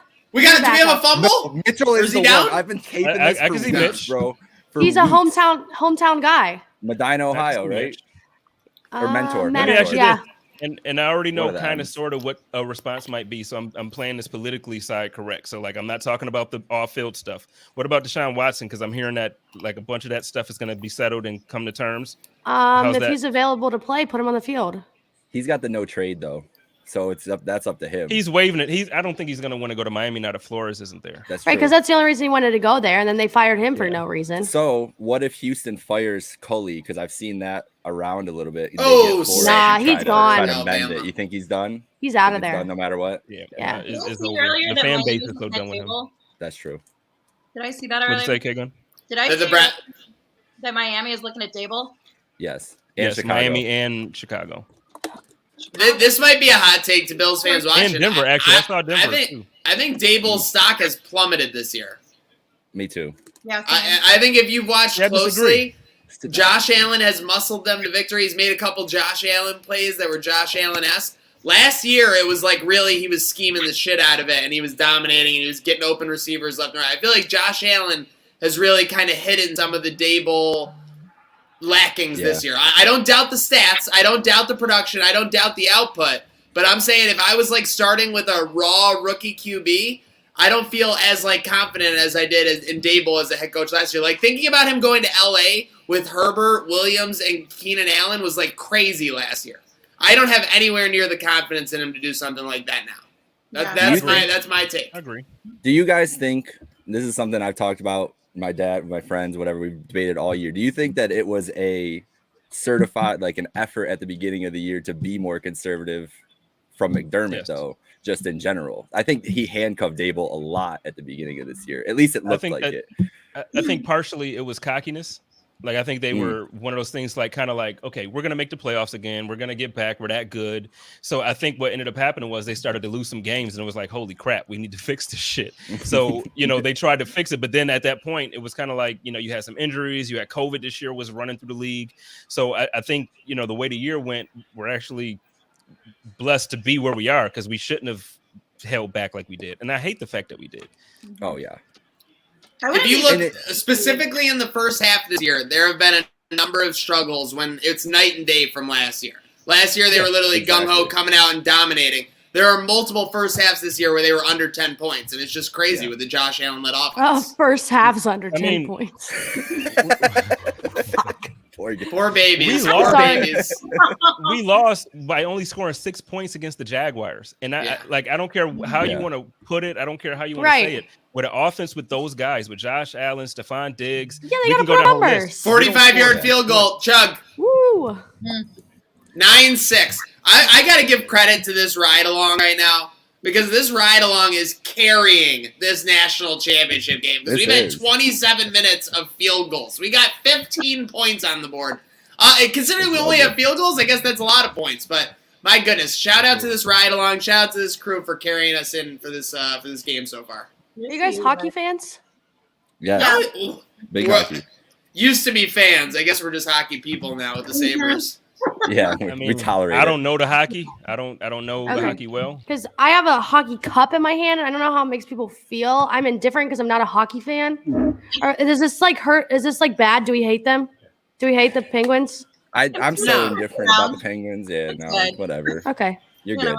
It's like a thing. If the Sabres were actually good, they probably would have lost a bunch to the Penguins over the last 10 years in the playoffs. So we probably hate them more. But it's like the Sabres have made every Sabres fan almost indifferent to other teams. Yeah. Sabres fans. It's like our biggest enemy is the Sabres. Yeah, our biggest enemy is the Sabres, like organization. With all my teams, yeah, I feel that one. Hey, not the Cavs. Come on, guys. I love the Cavs. Yeah, what is going on with the Cavaliers? I'm sorry, I need a second here. We got Micah and we got Gab. This is the most Cleveland-based basketball discussion we're ever going to have. They've been unreal. Yeah, I said that they were going to win like 30 games, and we're going to do that. Like, really, we're easy. Yeah. Yeah, the over-under, Degenerate Al messaged me before the season started. He's like, over-under Cavs 27.5. I said, bro, go run to the creek right now and put that in. And it's a lock. I mean, I'm going to make great money on that. It's a little iffy right now, though, with the backcourt injuries. We're hopefully getting some reinforcements coming soon. Rondo hasn't looked great. I can't stand this guy, Brandon Goodwin. But we'll see what happens going forward. Tonight, they got the Kings tonight, so they got to win that one. Tonight. Yeah, Tristan Thompson night. I forgot about that. Yeah, they got to win that one. He's like a walking joke. I just love Tristan. You think K-Love's gonna walk up and be like, buddy, listen, nice pat on the back. Right. He'd be like, you got to get it together. I was talking with someone the other day about how funny it is that Kevin Love is just still on like the Cavs after that. Bro. Like after that Irving and LeBron, and like he got brought on as the third piece, but now he's just still there. Do you remember the picture? Do you remember the picture after he got signed with all the construction people in the queue? Right. It was like the greatest moment. Like Kyrie gone, Bron gone. They're like, yeah, we got Kevin Love here with all these construction dudes, and then they won like 18 games the next year. But hey, get that bag. Get that back. did. That's true. He did. That was tough. No, well, hey, yeah. Listen, when I looked up the salary and I saw $30.1 million a year, I'm like, yeah, there's a reason he's still playing basketball. Right. I mean, like, there's a lot of things I would do for that kind of dollar. Hell yeah. Heck yeah. I mean, and let's face it, I don't mean we could go into a year-long discussion about this, but you post some of the DMs and stuff you get from the Cleveland team. Oh my gosh, people are crazy. I think we have haters and I think we have weirdos or whatever, but my goodness. Well, I'm gonna put it out there. I'll do something strange for a piece of change, okay? Y'all bringing dollars like Kevin Love got. You know what I'm saying? Hey, holla at your boy. I'm gonna get it in. Facts. I have a question for you, Gab. Actually, we're talking about haters. So obviously, like our biggest fan base issue is the Patriots. At least it is, I think, for most of us. Right. What is it for you guys? Oh, the Steelers. Fuck the Steelers. Yeah, they're bad. I hate the Steelers more than I hate anything. Okay, so here's my list of teams I hate. Yeah. Steelers really high here, and then I'll go Patriots lower. Mm-hmm. Still not good, but lower. But Steelers, nope. Yeah.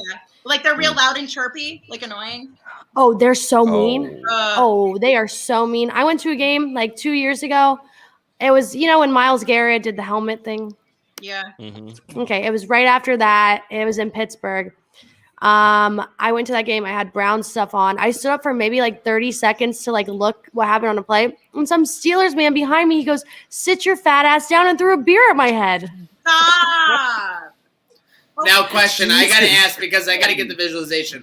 Was this a beer that was in a cup or was it a 24-ounce that was it was a big can? Because there's a huge difference. There's a huge difference in what's coming out. That's basically like a rock. Brick coming out your head. Yeah, exactly. Yeah. Wow. One's going to get you splashed. One's going to give you a concussion. Yeah. And I got the concussion beer. Oh, my gosh. That's fucking brutal. We're happy you're okay. Thanks, guys. I have to say, Steelers fans, this isn't a one-up because it wasn't as bad as yours, but my biggest injury, this is a one-down. My biggest injury based on fans or anything was actually at a Bills tailgate. So it was Lot X Jacksonville when the Bills made the playoffs for the first time in 17 years or whatever. Everyone was going nuts. My buddy went through a table, and I leaned over to pick him up, and I'm helping him up like this, and I got hit with a wad of chicken wing dip in the side of the face. Some of it went in my ear, so my ear became plugged right away. I'm telling you, I looked around. I just had chicken wing like a gob, the size of my fist. I'm just oh my gosh. And I'm trying to pick it out of my ear while I'm still helping my friend up. Oh my god, it was so bad. But I just have to tell us right because it's horribly embarrassing and it makes me look like an idiot. So I'm required to tell it every time. Are we ever gonna get to half? What the hell?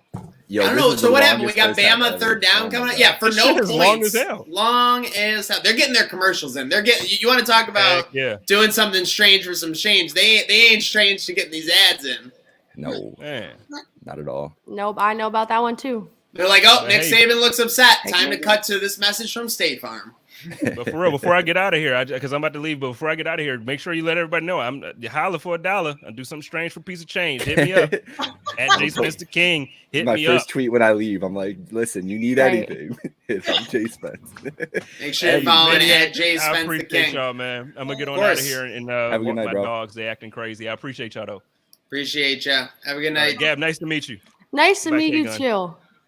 Yeah, right. Yeah, I'm about to give us some closing remarks, and then I'll go Okay, too. you get them rolling every round. We got 145 till half here. Probably be some hijinks with a Bama third down. Let's see. Yeah, we'll see. Oh, I feel like it had to have hit the ground. I don't know how far behind. Where are you at right now? I got 140 on the clock. Okay, 5 seconds. Oh, left. I see. Okay. Okay, before I depart, I just want one message for you guys. Go on. Fuck the Patriots. Let's go. What lottery be on Saturday night? I don't know. I don't know yet. I don't know where to go. I don't know what to do. All right, go to the I'll grass figure it lot out. or Okay. wherever you want. The grass lot would be It's good. to fuck the Patriots because I got roasted by Dave Portnoy. I saw that. I yesterday, saw Gab. that. Nice little plug. What a weak chirp though from Portnoy. Like it was Right, not, like- not his strongest at all. That really got under his feelings for no reason. And then he screenshotted my Instagram and posted on his Twitter, and I got some Instagram followers. Okay. There you go. So it's Portnoy the plug. It's like Yeah. you respect that shit. Right. But Yeah. still, like, yeah. Yeah, Okay. let's do a DM. Come hang out with us on Saturday. Yeah, for sure. Yeah, wherever. Saturday, yeah. Okay.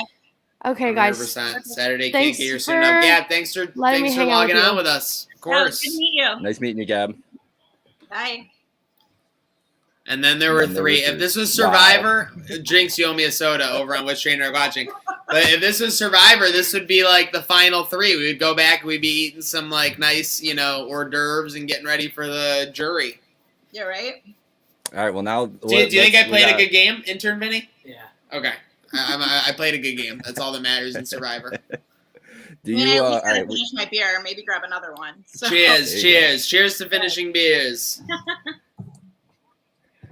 So we got a minute 30 left here ish. I don't think the three of us have talked any Bills yet. So, not at all. Kristen, how are you feeling about Saturday night?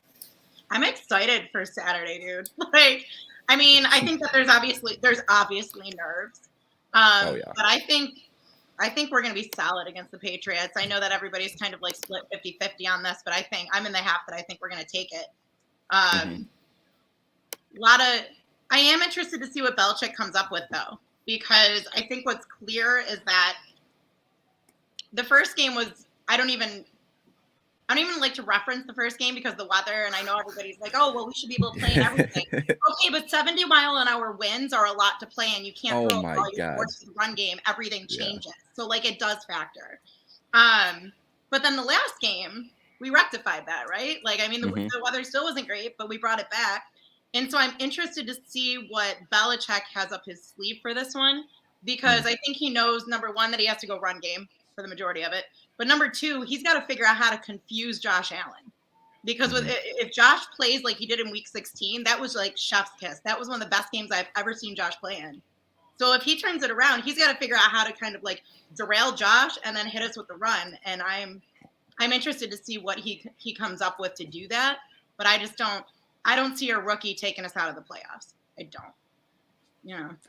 Well, and the thing I want to say real quick, sorry, Micah, is about the first game, which was a disaster. There were so many things you can point to that were a disaster about it, that 70-yard run play or whatever. The biggest disaster to me is that if you remember, the Bills took over both possessions on their own 40-plus to start the game. Yeah. And they had to punt twice or they turned it over on downs the second possession.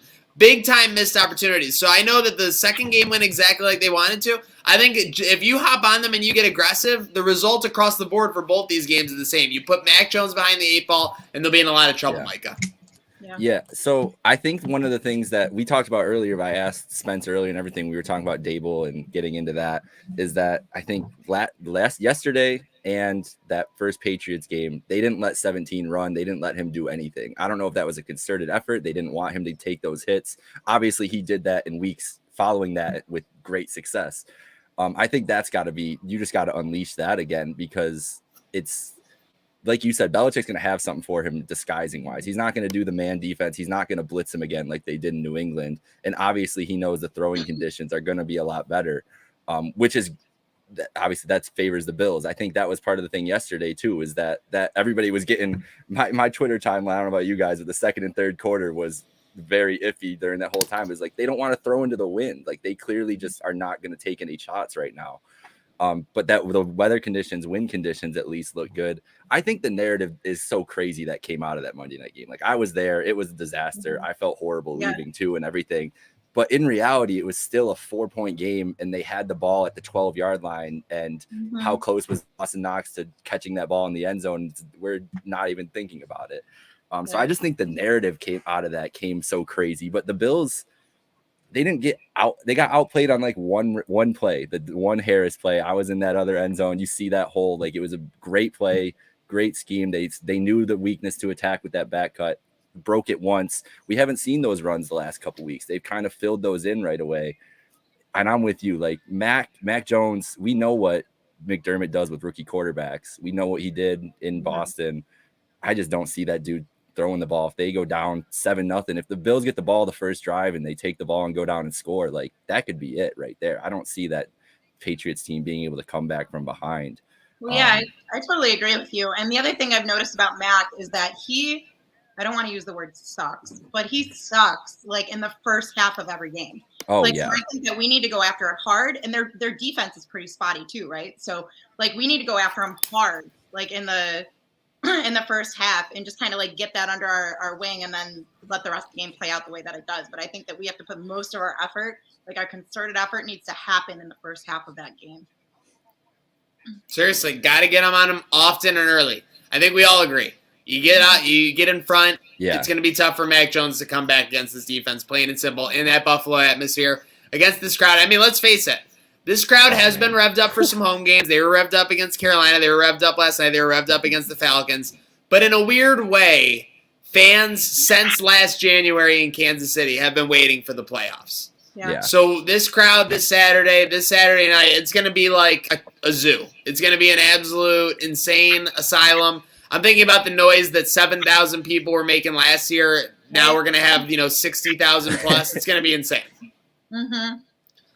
Absolutely insane.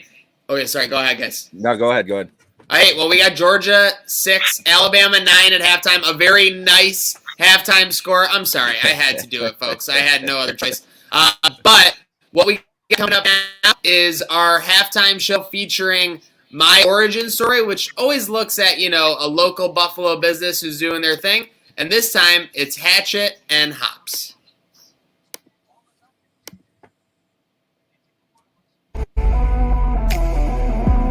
Oops.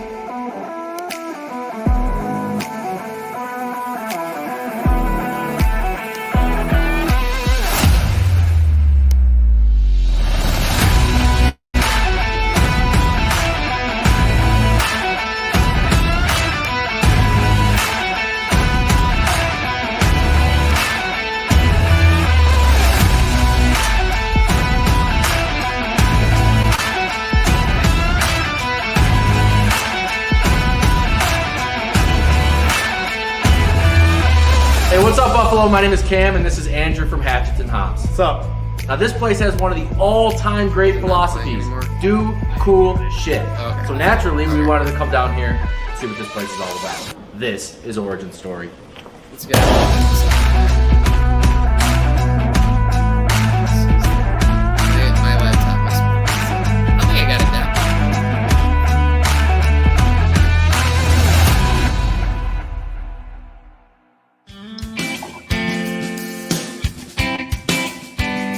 I thought we were chugging that. You went at hop. I don't know. I didn't know. You went quick. I was like, okay, we're going in. We're doing it. It's good. Andrew, do me a favor. Where did you ever get the idea to start a bar where people throw razor sharp hatchets at the wall? You know what? I think it really came down to just being bored of life. After sitting at a desk all day long, it's like the last thing I wanted to do is go sit somewhere else. There's something more to this. Yeah. Yeah. I really wanted an opportunity to just be deliberate, have a purpose to my night. And right. When I was going out, being excited about it. And I realized that at that time, there was nothing. Right. There really wasn't anything going on in Buffalo in the winter. Oh, absolutely. Yeah. And it was just, what do I do? Right. So it's like, well, this is a cool idea. Let's do this. But this isn't really a bar, is it? You're really selling an experience to people.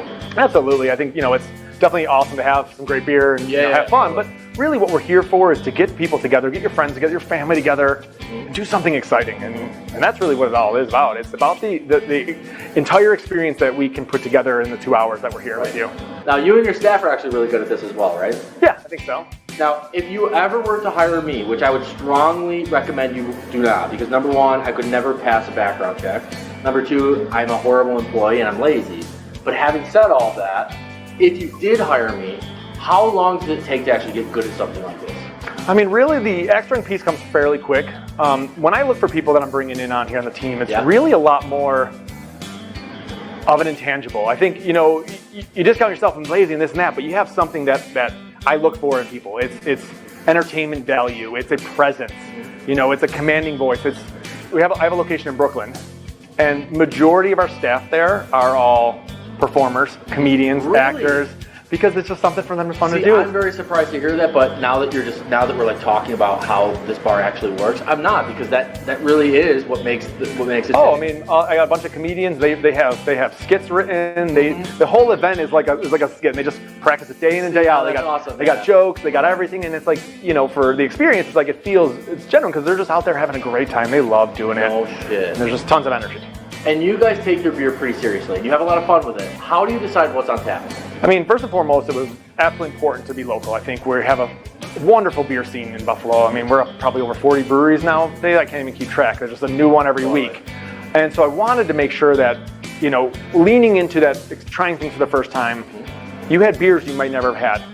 Even with the local breweries I do carry, I tried to feature some of the stuff that you might not even have heard of. It goes back to kind of that main undercurrent of the bar, which is like do cool shit, which is a slogan, but it's also like, it is kind of like your brand, and you are trying to get people to think outside the box and do things outside the box.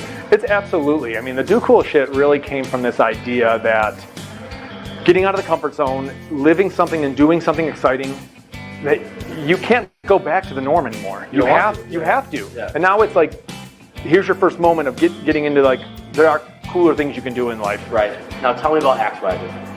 Oh, the Axe Wagon. Pretty great thing. I mean, that literally the idea came right from this bar right here. Okay. We were just sitting here having a few beers and said, a great idea to start. Absolutely. And it's like, how are we going to take this out and how are we going to get people to have experience? And I don't know. It was just, we bought a big box truck, built a steel cage and threw it inside and said, we're going to go somewhere with this. And where do you take it? Oh man, I've been everywhere with this thing. I've been inside of breweries. I've been inside the field house. We had an event in the convention center. It's just anywhere that we got 18 by 20 feet, we can throw axes. Sounds like you guys are really doing cool shit. You know it. Yeah.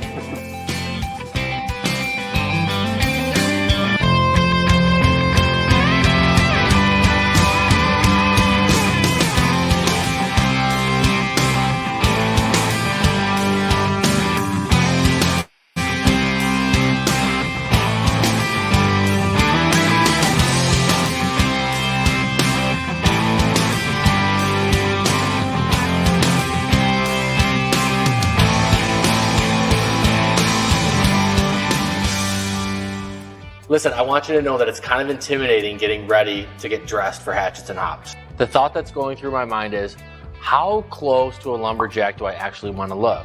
Is a flannel close enough? Are you aware of this anxiety that people go through? It's definitely noticeable. We sit behind the bar and when a whole group walks in with their flannels, that they put a lot of thought in, what do I wear to throw axes? For sure, I just went through it. My wife and I have this joke where a lot of times when I'm at a wedding, she'll take a look at my face and she'll be like, you are not driving home and you're probably not going to be around any kids, right? You must have a similar system where you look at people and you're like, you're not holding an axe right now.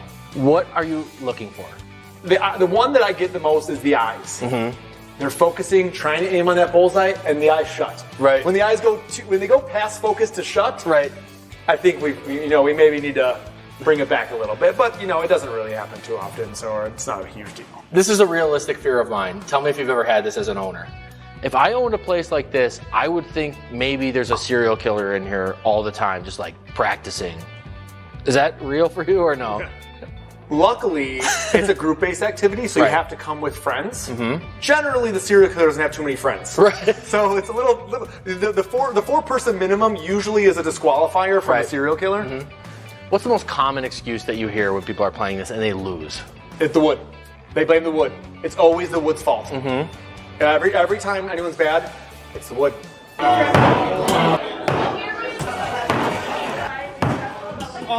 It's got to be. It has to be. Like, why? What else could it be? I do everything right. Right. But that wood has just got in my way. You put on this great experience. You feed people. You give them beer, and it's like,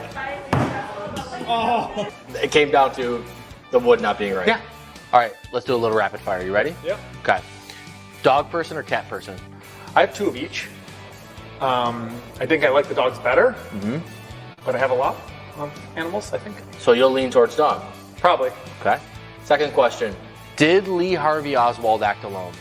No. I don't think it's possible. I don't think it's possible either. That would be I'm not an expert on these types of things, and I don't fancy myself a conspiracy theorist, but I don't think he did either. What's the best wings in Buffalo? Probably Barbell. Really? I think so. That speaks to my heart. I'm an East Aurora guy. Okay. I love Barbell. It's always my go-to. What's your favorite 90s band? That's a tough one. I think just having fond memories of, kind of moments in life, I think it would have to be Nirvana. I just very distinctively I don't even know what I was doing, but I remember watching the MTV Unplugged. Oh yeah, definitely. And I think that was just one of those moments where it's like, you kind of knew you were in the midst of it all when that happened. And that was like, just a special time of music and everything. Would you ever wear Axe body spray? I mean, not gonna lie, there was definitely a moment where, I think Phoenix was the one with the fragrance of choice back in the day, but I don't think I've really. Now I just cover myself in mulch and dirt chips and smell It would like matter. a real man. Yeah, it would matter. Andrew, what's new for Hatchets and Hops? What are we looking forward to? Biggest thing I think has got to be the moving target. I think it's this opportunity for us to bring the event that we're really proud of to you. We leveraged the power of our X-Wagon and said, we can now set up somewhere else, but we can take what we feel good about in the bar. It's that 2-hour, that's real instructor-led experience. It's, it's really about that experiential throwing, and that's our opportunity to come into your neighborhood. I love it. Let's get out of here. Let's check this place out. Let's do it.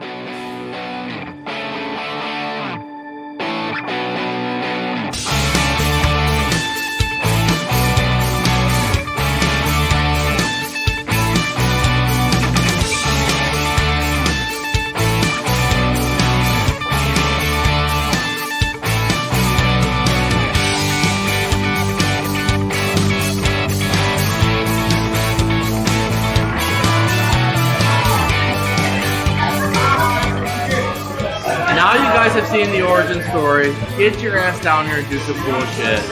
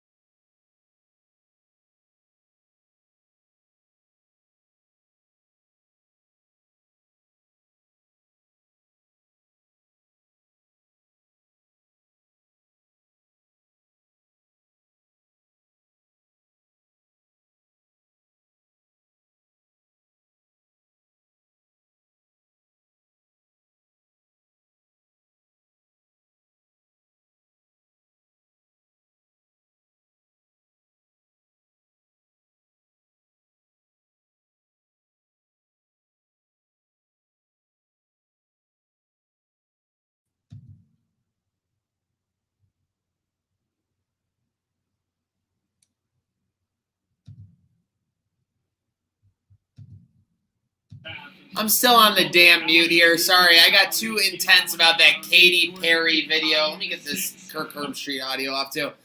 I mean, the music video simply took my breath away, gents. We're back on the other side of halftime with the Micah Man, Jake Micah, and we're joined by Joe Miller. Joe Miller just recorded, just got it in for Victory Monday on a Bills playoff week. How did it feel filming that epi?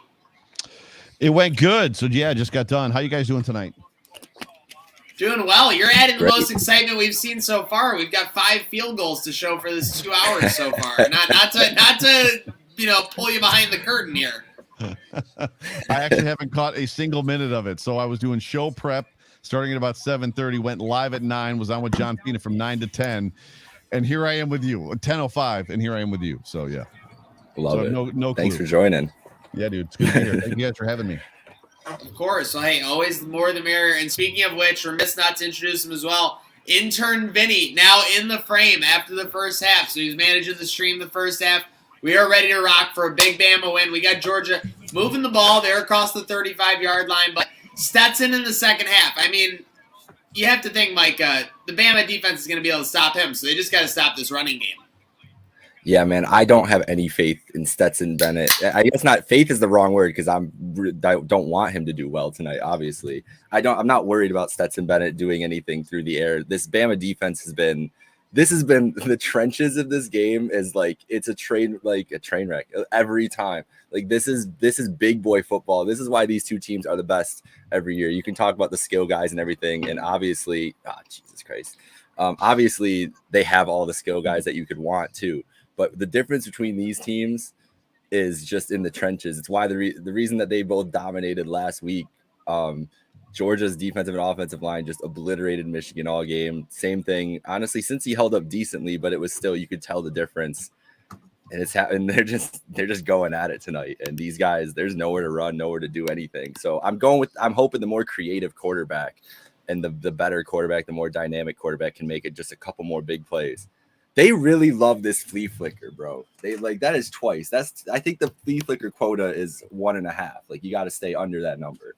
I will say, and Joe, you could chime in on this. At a certain point, the flea flicker did stop working deep, and all of a sudden, the best flea flicker play you have is kind of like that 20, 25-yard crossing route when someone's coming across. I mean, your thoughts. Where has the flea flicker gone, right? Because when we were all growing up, It was the Jim Kelly, Thurman Thomas takes the ball, pitches it back, and Jim's tossing the ball to James Lofton 60 yards downfield. And now it's like every time I see it, and they rope-a-dope me every time. Every team that runs it rope-a-dopes me. They do the flea flicker, and I'm like, yeah.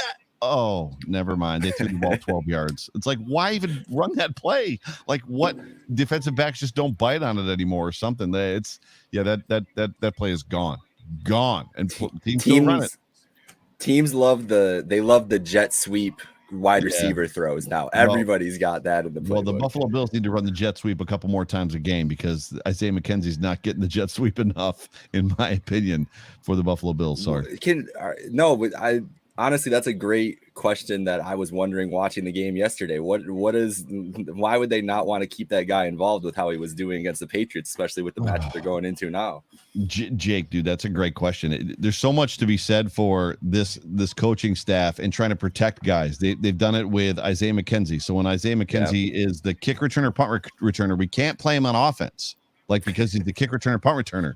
And because we can't play him on offense, when we scratch him because he's not playing well as a returner, he's just out, right? So he's not even there. They've done the same thing with Ryan Bates because Ryan Bates is the backup center to Mitch Morse. We're going to protect him, and we're not going to play him. Meanwhile, he's the best guard we have on the football team, right? It doesn't make any sense. So I don't know. They need to give him the football more. We'll just all agree with that. They need to give him the football. I think more. we can agree with that for sure. I think we were talking about that during the first half. Go ahead, Maniac, in a second. Just about McDermott real being quick. more I was just going to conservative. say, kudos to you guys for bringing up the only Georgia player on the active Bills roster, Isaiah McKenzie. So kudos to both of you in that. And I wanted to ask you guys, and I guess we'll start off with Joe and go to Jake. Any chance, we've been talking about it all year, it's been talked about in Bill circles all year, any chance that Dable just unleashes now that they're in the playoffs? It was kind of like a conservative run this season, and there was always talk, is Dable holding back, or, are they kind of being conservative? Any chance they unleash? Jake, do you want to go first? I think, honestly, I'm not even going to touch on Dable because I don't think it's his choice. What does Sean McDermott think he wins this football game on Sunday? Does he think unleashing Josh Allen again like he did in Foxborough is the answer? Is he going to be worried that Belichick saw that game plan and is going to be able to doctor something up and go back to the more conservative game plan? I mean, we've seen Singletary's gotten more action in the last 4 games than he's gotten all year long. He's had, another 18, 19 carries again yesterday. I have no doubt in my mind that Devin's going to run the ball at least 15 times again. I think for me, Joe, is how much is 17 going to be involved running the ball and how much are they going to add that element back in? I don't think we've seen it. We've seen it in spurts in these kind of big moments. I still think the best game of the year that he had was that Chiefs game. And it looked like a whole new offense. Like we thought it was going to get unleashed. So what do you think is going to happen? So for me, I think as a guy that likes to play Texas Hold'em, there's the play called the slow play. I'm going to slow play these cards.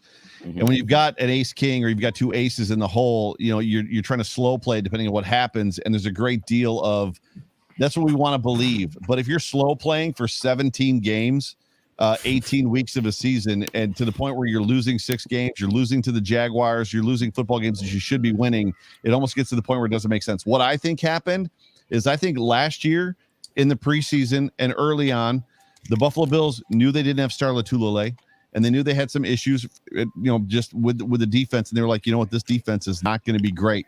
I think we're going to have to score 30 points a game. And Brian Daboll and the offense said, you know what, we got you. And they went chips in the middle of the table. We're going to score 30, 35 points a game, and we're just going to outrun everybody. This season, we get Star back. They draft Groot. They find out, oh, this kid's actually maybe pretty good. We get obviously Matt Milano comes back. Tremaine's healthy. Everybody's here. And it's like, this defense is going to be really good. We probably only need to score 17 points a game. That's all we're going to score. And I think that's literally what it comes down to. What was it, 3 weeks ago? McDermott comes out and says, hey, Brian Daboll and I are now on the same page. What's the page? What is the page we're on? Are you conservative and he's now on your side? Or is he the conservative one and you want to be aggressive and now he's going to be aggressive because you've said so? I don't know what the page is. And I'm just going to tell you, the idea of slow playing, we've been holding all of our cards close to our chest for the whole season, waiting for the playoffs, when you could have been the number 1 seed, had the playoffs. Like if you're, I don't know, dude, it just doesn't, I'm not buying it. That's just me. I love that you guys are sharing earbuds. That's awesome. We were saying, is this like a Lady in the Tramp thing? Like, should we be embarrassed or is this not acceptable? Not at all. I mean, the wires are working. Intermate your thoughts. Come on. I know you're aching to jump in here. No, so I mean, this situation here is sort of my fault to begin with. I was late getting here today, so we'll put the blame on me. I also got here and then didn't have my own earbuds.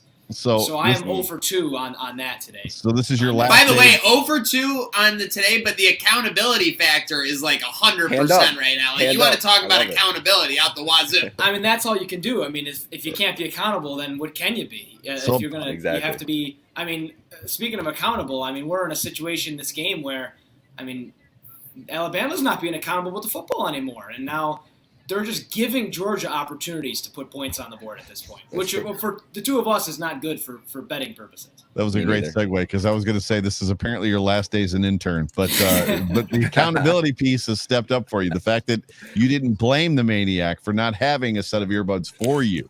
So, right? Vinny always puts me in a position to succeed, so he knows I'm not good at taking blame. Great job by him taking the accountability there. But yeah, we got the Georgia. They're putting on the gold shoulder pads. A very uncharacteristic mistake by Bryce Young, throwing into double coverage there. I don't know. I can't. That just doesn't seem. Now are they going to turn the ball over? Oh my gosh! Sorry if we're running ahead of you. I know we're live over here, but if it's good news, I'll be okay. If it's good news, I'm jumping out the wazoo. That's the thing we're talking about. The earphones. We're like, if there's an exciting play and I jump, like he might be in trouble. I told him just hold on to the headphone. It's no big deal. You know? Hold on for dear life. Yeah. The guardrail. So with all the sports, sports betting becoming legal as of like just under 72 hours ago, if you will, all these apps have like the promos that are going on, and you can get like any team to score a touchdown at plus 100 or whatever. Yeah. You double your money. All these promos that are happening in this game. As a person who got all the apps on Saturday morning, I have any team to score a touchdown, and they had an over under promo at like plus 40. Or not, well, at 40 points. It was 40 points. Yeah. So it's like, you put between all the apps and all the promos, you have, whatever amount of money, the maximum they allow you to bet, because you think these basically, when you talk about locks, I mean, those are actually locks. These are apps they're just handing you money so that you continue doing. I was telling them they want to convince you that you actually won. They want to make you think like, oh, you won a sports bet, like good you. You're good at this. Keep doing Spend more money. Spend more money. Yeah. We're in a situation. When those boosts are all gone. We're over 30 minutes into this game. There has not yet been a touchdown, and we're only at 15 points. The actual over-under is below 40 now. It's 39.5. Wow. Like the live line. I mean, it's unfathomable that these sports books might make. Well, let me get a live no TD line. I want to get a live no TD line. I have it up on the thing. It's 38.5, 39.5. No. That's the over/under is 38, 38. Oh, yeah, I want to get a line on there actually not being a touchdown in this game right now. This game reminds me. Remember, it wasn't the LSU Bama. Yes, the regular season game. Yeah, the 9-6 debacle that happened. And they played a shitty national championship too. Similar. Yeah, Bama won 21-0, I think, in that game, and that was an ugly affair. But all I remember was Tyrann Mathieu was like the best player on LSU, and he was actually like amazing in the national championship, but just the rest of the team was clearly not as good as. That was a Justin Jefferson at quarterback. That man was not built for the national championship. He was not. Getting back to the sports betting thing, I'm not ashamed to admit that I sold my soul to SGG promos. So they paid me like $75 or $100 to retweet them like 30 times. So. Yeah. Oh, don't say that out loud. We got the same deal, Miller, over here. Jeez, talk about pulling back the curtain. I got nothing. I thought I was gonna spin it like, oh, SGG, look at we got this guy, like everything. He goes, oh, they just threw me a bunch of money to retweet him 30 times. By the way, no first touchdown right now is still 10-1. So think about that. 35 minutes, and we just saw a Georgia drive that couldn't have been better set up for a touchdown. They were at like the 45-yard line of Bama, and they went 3 and out. It's not happening for Stetson. It's not happening for him tonight. Stetson, I hate to say this right now because I hate to use this word on stream. A lot of people think it's inappropriate. Stetson is flaccid, plain and simple. He's just flaccid. Like, you can't do anything with Stetson right now. He's very flaccid. So it's disappointing. But I'll tell you what who won't be flaccid, and that's McDermott Saturday. Because I'll tell you what. It's not just one thing to play the Patriots. It's not just one thing to be in a playoff matchup. McDermott knows that the other guy on the other sideline is basically trying to do the exact same thing he does. Because I know we were talking about whether he wants to be aggressive or conservative. But McDermott's favorite thing is to force the other team to play the game in a phone booth. And that's the exact thing that Belichick is trying to do to him. So I know I'm so disappointed. We just got Warlock popping in here in the guest room, but then he popped out. I mean, hopefully he's popping back. And I'm not saying that we don't have a great crew right now, but I saw him, then he popped out. We got okay, hey, we got guess that bill or name that bill. I know we've fallen off since we were playing at the beginning. You want to try a round, Joe? Sure, give me a shot. People were getting pissy when they were too obvious, and then they were getting mad when they weren't obvious. So I'm sure this will go just swimmingly. Okay, so this is a drought era Buffalo Bill, early drought. Lineman, Drew Bledsoe era from Georgia. Those are my hints. Drew Bledsoe era. Drafted or free agent? Drafted by the Bills. What round? Offense. I can't tell you round because I don't have it written down because I'm not good at preparing. Offensive or defensive lineman? Offensive lineman. I feel like I know this, but I can't. So it's not Mike Williams. It's not Mike Williams. He's from Texas, right? He blocked for Ricky Williams. Yes. So you're right in the ballpark, though. Obviously, of the era. What is this dude's name? Oh my! Can we get around it? It's this guy right here. I'll get that right up for you. You know, my grandma used to have season tickets, and she used to have all the player posters, and I used to have them when I was little. Like, I don't know. Go ahead, Joe. I don't know. But by the way, can I tell you how pathetic Georgia is? They would rather have Bama have the ball inside their own 10 than have the ball in midfield. That's all I'm going to say. Wow. That's all I'm going to say. Mike Pacillo. No. It was drafted in the third round. Third round out of Georgia. I got nothing. He's got a great lineman name. Like, this is just like, right? This can't be a receiver name. Yeah. It's not. It not, could be a receiver name, I guess. It's not like the Ed Wang era, right? Ed Wang. Not the Ed Wang era. You're way too. Andy Levitra. I'll give you another hint. That's later. Even though this might not help, this might help with the phonetic learners at home. Initials are both the same letter. I got it. You do? Yeah. Is it Jonas Jennings? Yes. Yeah. And I dare say you're like one of the few people who all on this entire watch along, I would actually trust that you didn't look that up on Wikipedia. Like you actually were just. I'm old. Well, when you said Georgia, right? Jonas Jennings. Jonas Jennings is working as a Bulldog right now. He's the director of player development for the Bulldogs right now. He got hired in 2016. Damn. When you said alliterated, like the two letters are the same. Okay, I like it. Then we think the same because I'm so like focused on those first letters like that. It's stupid. Yeah. I think I traded him every time in Madden 03. Like I got rid of Jonas Jennings. Madden 03 is just get him out of here. We gotta get somebody else in. That's funny. That was tough. That was not easy, by the way. So that was definitely super hard. I wouldn't say that was the most difficulty, but super hard. So I'll give you credit for that. And I thought Micah might have been on the string to man, the Bledsoe era Bills. We're talking about the Bills nowadays, but my goodness. Whenever I talk about Bledsoe, I go, that guy can put up numbers, but nobody was ever as good at throwing a ball directly in the middle of the middle linebacker's chest. Here's yesterday coming full circle for me as a Bills fan. My first Bills game was that first Bledsoe game. There's some deep archive video on WKBW. The Laurie Malloy game. The Laurie Malloy game. I was there. Yes. In the kick return in overtime. Yep. That is not the same. That is not the same game. Yeah, different Which game is this then? Yeah, the Laurie Malloy game was the 30. You're talking about home opener 2003, Joe. Yes, I'm talking about that game. Yeah, the Laurie Malloy game. Yep. Okay. I'm talking the kick return. I think it was 02, the year before then. That was my first Bills game. Kick return of the Jets against the Jets. Yeah. Yes. Chad Morton. Yep. Yes. I was at that game as well. That was my first game. I was at that game as well. Yeah, that was not great. Brutal. So Drew Bledsoe, cement shoes, right? So that's what we know. How do we all remember how we felt when the Bills picked up Drew Bledsoe, and more so how we not only how we felt when the Bills got Drew Bledsoe, but how we felt when they did the interview with him and they said, how does it feel to have won a Super Bowl? And he said, not as good as it's going to feel when I win it as a Bill. And like we were all like, I don't remember that, but that's amazing. Yes. Yeah, didn't happen. That was the beginning of the drought. And if you talk to John Fina, the big problem was Tom Donahoe and Greg Williams, that they were they destroyed the culture.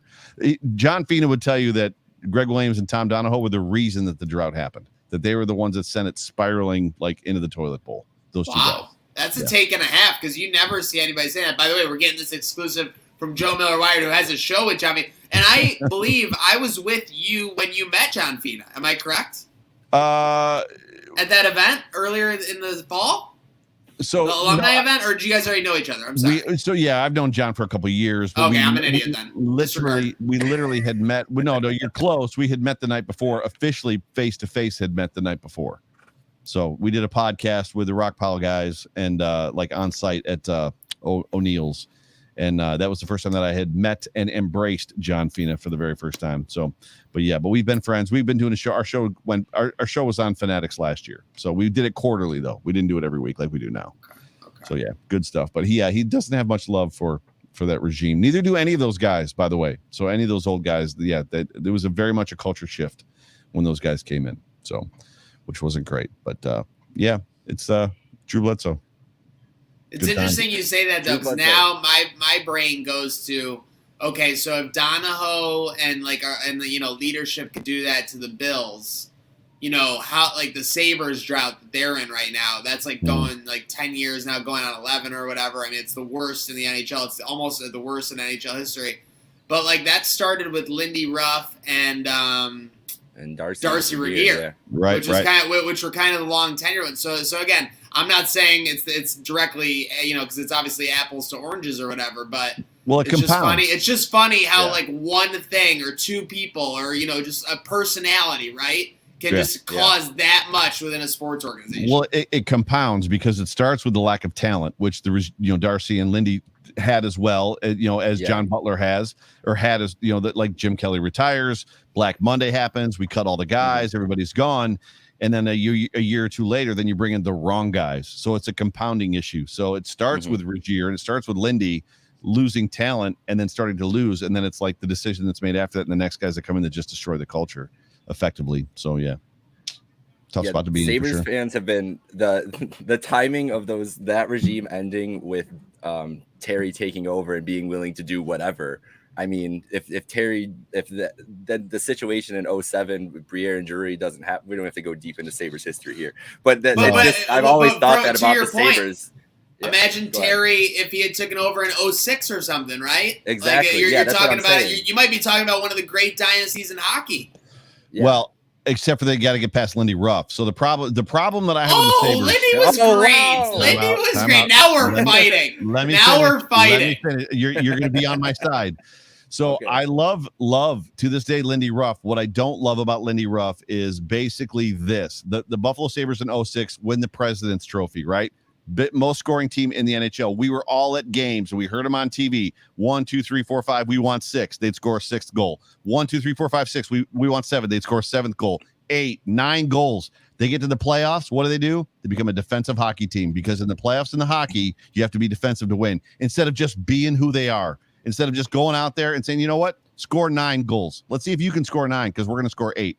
Instead of doing that, what they do? They became a defensive hockey team, which is who they weren't, and they got bounced. That's the problem I have with Lindy. It did. I mean, that silence from was the maniac. That was you're not wrong. I would say to what you're saying is that the Sabres were often on their heels when they were in a position where they should have been more aggressive under they. I will agree with you on that for sure. I do think 06-07, which you're talking about, was a perfect storm. We had beaten the Senators the year before in an upset, and they beat us that year in an upset. So it was kind of like a comeuppance of sorts. Sure. But with that said, it was just, yeah, you're right. There was a ceiling with Lindy. I would have liked to see what he could have done with a full budget, no real salary cap or whatever. You keep Briere, Drury, and Vanek for the next year, a couple years. Of course, Mike. You got to keep them. That's the problem. I mean, you obviously can't let them go. So that's just one of them at least. At least one of them for sure. At least one, man. Can you imagine social media nowadays? If that had happened I don't think any team has ever seen that, right? A team that was number one, virtually back-to-back years, they were like 5th or whatever that year, the year before that they won the President's Trophy, but they were obviously studs.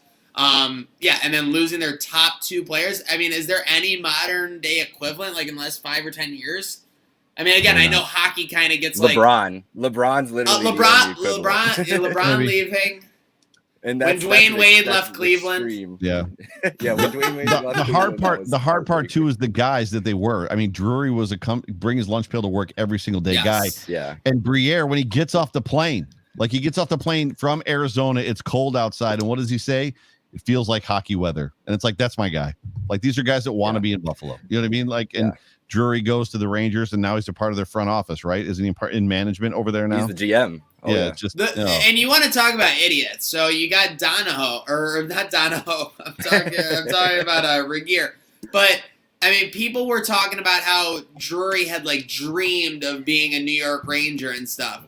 How do you not pick up on that prior to free agent negotiations when you're talking between Briere and Drury? Because as far as I recall, and my fact might be wrong on this, it was kind of like they were going after Drury, and then Drury signed with the Rangers, and in that blink, Briere got offered 7 years, $60 million with the Flyers, which he's just not going to deny after he made $5 million the year before. Well, Briere would have stayed with them too, but he didn't. They offered him they only offered him 1 year, is what I remember of it being, or they didn't offer him a pay increase at all. If my numbers are correct from what I remember, he would have stayed after 06, before the President's Trophy year, if they had signed for 5 at 25. Yeah. Which would have just been unbelievable. I mean, and then I think they gave him the same offer next year, and we're didn't even give him a bump at all after they'd done the same thing, and that was where he was like, all right, smell you. Yeah, when he was a playoff point per game player, which was insane.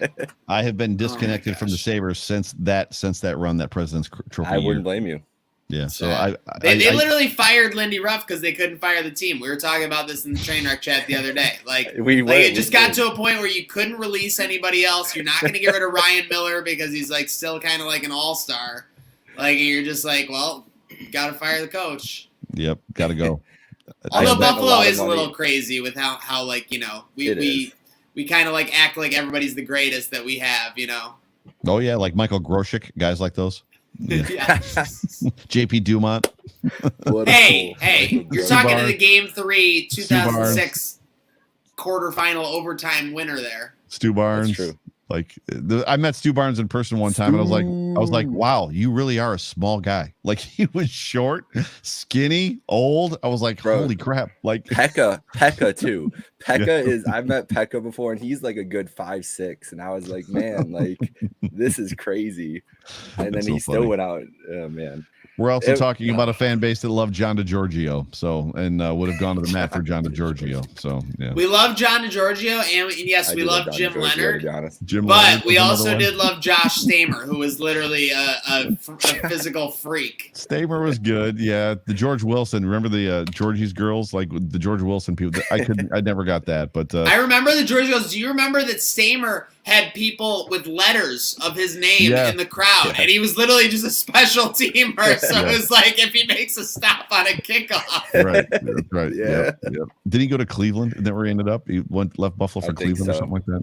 Do believe so. Probably went for like a backup, like linebacker role, like how it always worked out in that day. Yeah, I've mentioned on my show several times over the years that Buffalo is we're just the kings of the underdog spirit. We don't want the superstar. Although with Josh Allen right now, that's totally different. Josh Allen has the love of this city, and I think it's because he's embraced it. But Bills fans, but truth be told, up until like even a month ago, people were like, Josh Allen sucks. Like even the people with the MVP voting last year, and even with the stats this year, they still had a little ground to stand on. But nobody's calling for Mitch, and that's my point. Like everybody in Buffalo is always calling for the guy on the bench that has all the heart. Maybe doesn't have all the talent. They're basically Buffalonians. That's who we are as Buffalonians. We don't have all the talent, but we've got all the heart. Like we can stand in the cold in our shorts and shovel the snow. But we might not be the most talented people, but damn it, we've got heart. So yeah, that's Buffalo.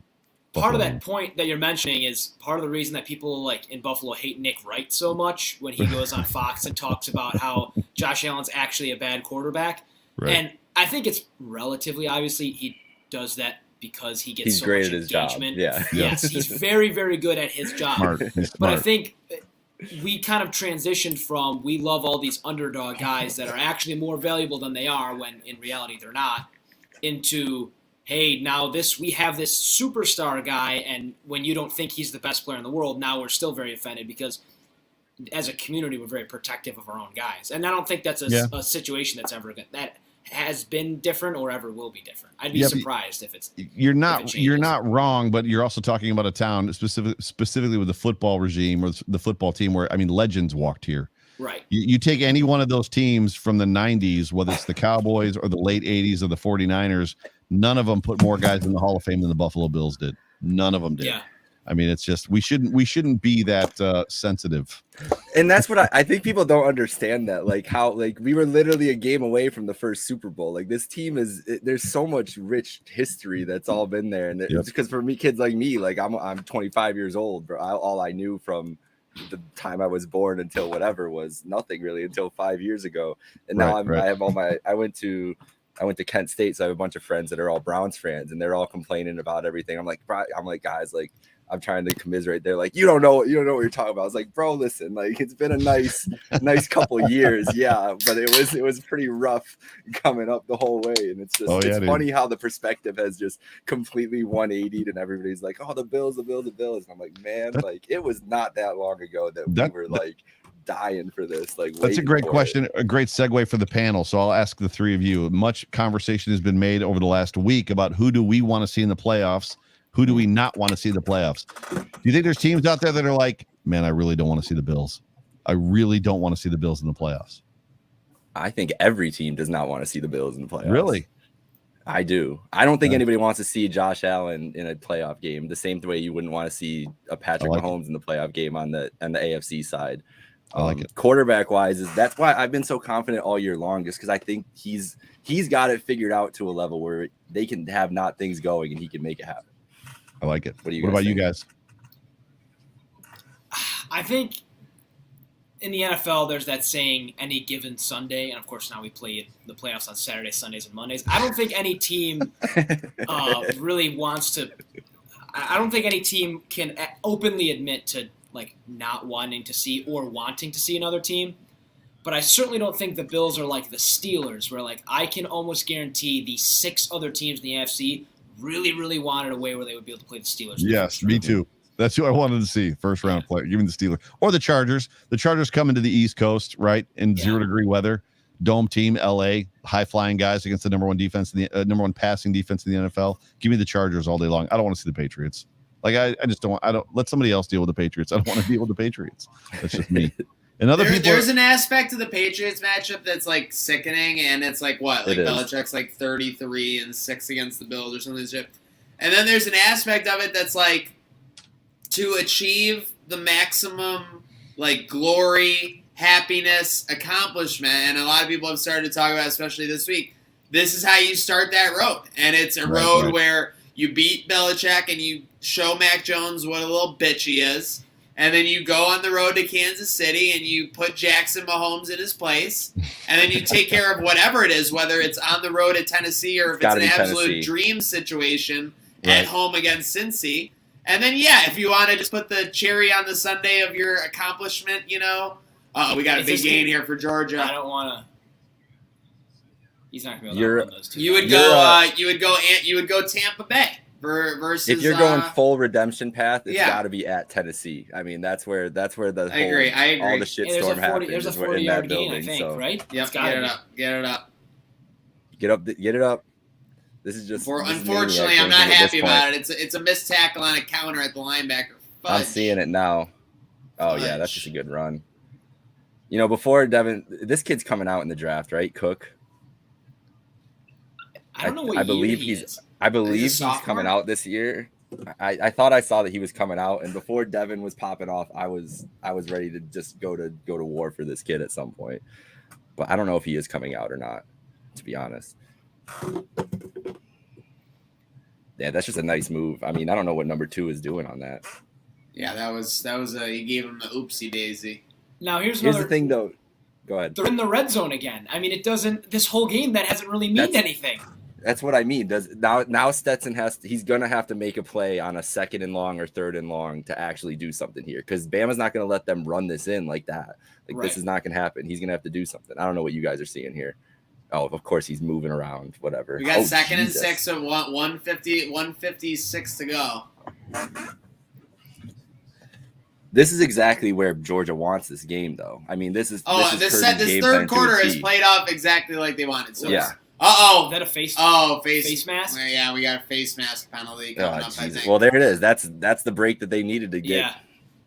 That's the break that I think probably thousands upon thousands of people needed to hopefully punch this in the end zone and maybe not lose a lot of money. I was hoping for a holding. Offensive holding. Yeah. Well, I mean, if you want to be really optimistic, if Georgia can score a touchdown, then maybe Alabama can score a touchdown. That is optimistic. I mean, how Alabama's playing. That is optimistic. Georgia defense is basically a brick wall right now. Yeah. Once Williams is, I mean, they don't have the deep set of receivers that they've had in years past. Remember that the last Natty, those guys, they had Devontae Smith coming off the bench. They had Jerry Jeudy on the field. I mean, they were loaded with first round talent. I mean, and their first round guys are both out of this game, unfortunately. That Jameson Williams injury really, really hurt them, because I think he was going to be the whole game plan coming into the night, honestly. Thought we had a fumbled snap, but we got a Georgia. Yo, I'm just seeing the face mask. He tried to readjust his helmet on his head, for him. He grabbed both sides. I've never seen that before. As that one ref said back in the day, he gave him the business. 15 yards for giving him the business. Giving him the business down there. So let's do this. Give me one more guess that Buffalo Bill, and then I'm going to jump up out of here and watch the rest of that game. So all right, we'll go till the end of the third quarter here. Let's see what we got for a guess that Bill. I don't have a TV in my studio, so I'm not privy to what you guys are watching. Okay, this was a Chan Gailey era Buffalo Bill. Okay. Yep. It was a Georgia player on the defensive line. He was a starter. That's a pretty big hint. Basically, I'm pretty sure from when he came to the Bills to wherever he left, and it was probably a 2 or 3 year window. I'm pretty sure he came in and he was the starter. So one and when he contract. left, he was the starter. So one contract. Yes, I'm pretty sure one contract. I don't know. I'm really blanking on this. Not drafted by the Bills, obviously. Not drafted by the Bills. Okay. Who did they sign? 3 years. That's a good question. Holy crap. I'll give you a hint. Yeah, I'm gonna need a hint. Front 7. So at least narrow it down a little bit. On the well, you said I was defensive thinking line. only. Oh, I did. Oh, front you 4. said Yes, I was trying to. front 4. Yeah, front 4. Sorry for that anti-hit, boys. I don't know. I figured this. Why one do would I be feel up like my the name? alley, The but- only name that's coming to me is Chidi Ahanatu, but I don't think that's right. So no. I didn't even know that person existed until you just said it. GD Ahamatu? Who are you talking I thought you sneezed. Bless you. Yeah, he was the guy. Gesundheit. He was the guy, if I'm not mistaken, lived in Toronto and would take a taxi cab to the games from Toronto. Okay, as sad as it is, I That's- remember the that's guy from wild. Toronto who took taxis. To the What? games. Why would you? He really didn't want to live in Buffalo. He was like, nope. I need a city. Big city. Big Not gonna lie, city. Toronto's 7 million kind of people. sick. We took a little train wreck trip there August 2019 before things got crazy. It was a lot of fun. I love Toronto. Defensive lineman Chan Gailey era. Yo, this is gonna make me so mad. I feel like I feel like I know every offensive player from the Chan Gailey era, but the defense, because that's what Okay, happened. so 2008 to 2010, he was a Bill. He was a 3-time Pro Bowler, but none of those were with the Bills, of course. 3-time Pro Bowler. Who was it with? Who was it with? Give who was it with? It was with. I think that kind of gives it away too much. It was with an AFC South team. So he's on an AFC South team and then came to the Bills. Defensive line. This isn't Mario. It's not Jerry is it? Hughes. It's not Mario. It's not Mario Williams. It's not Mario. He didn't go. Not to Mario Georgia. Williams. No. Nope. It's not Mario A Williams. little too early for Mario.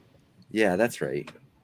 Yeah, because I Mario, have no Mario idea. Schwartz, or the Schwartz defense was Mario. I also think that this guy, when he was on the Jaguars, did I say that?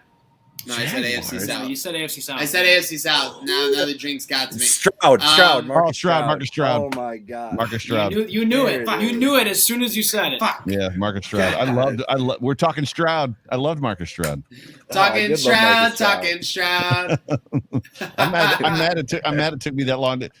Me too, man. Marcus Stroud was a beast. Yeah, because wow, big completion. That was when the Bills were 4-0 or 5-1, and he had the little screen capture, the caption where he was looking at the camera and said, we doing it up here in Buffalo, I think is what he said, or something like that. So, dude, 5-1 Bills. Those late 2000s Bills starts were insane. Yeah. Like Trent Edwards being 4-0 or whatever is honestly on Molly. That was and I'm one of those people right now, like Pam Beasley. Like I can honestly say I've never even done Molly. I just know for people who said like it's surreal. Like you think everything is the greatest. Like 4-0 for Trent Edwards. Are you kidding me?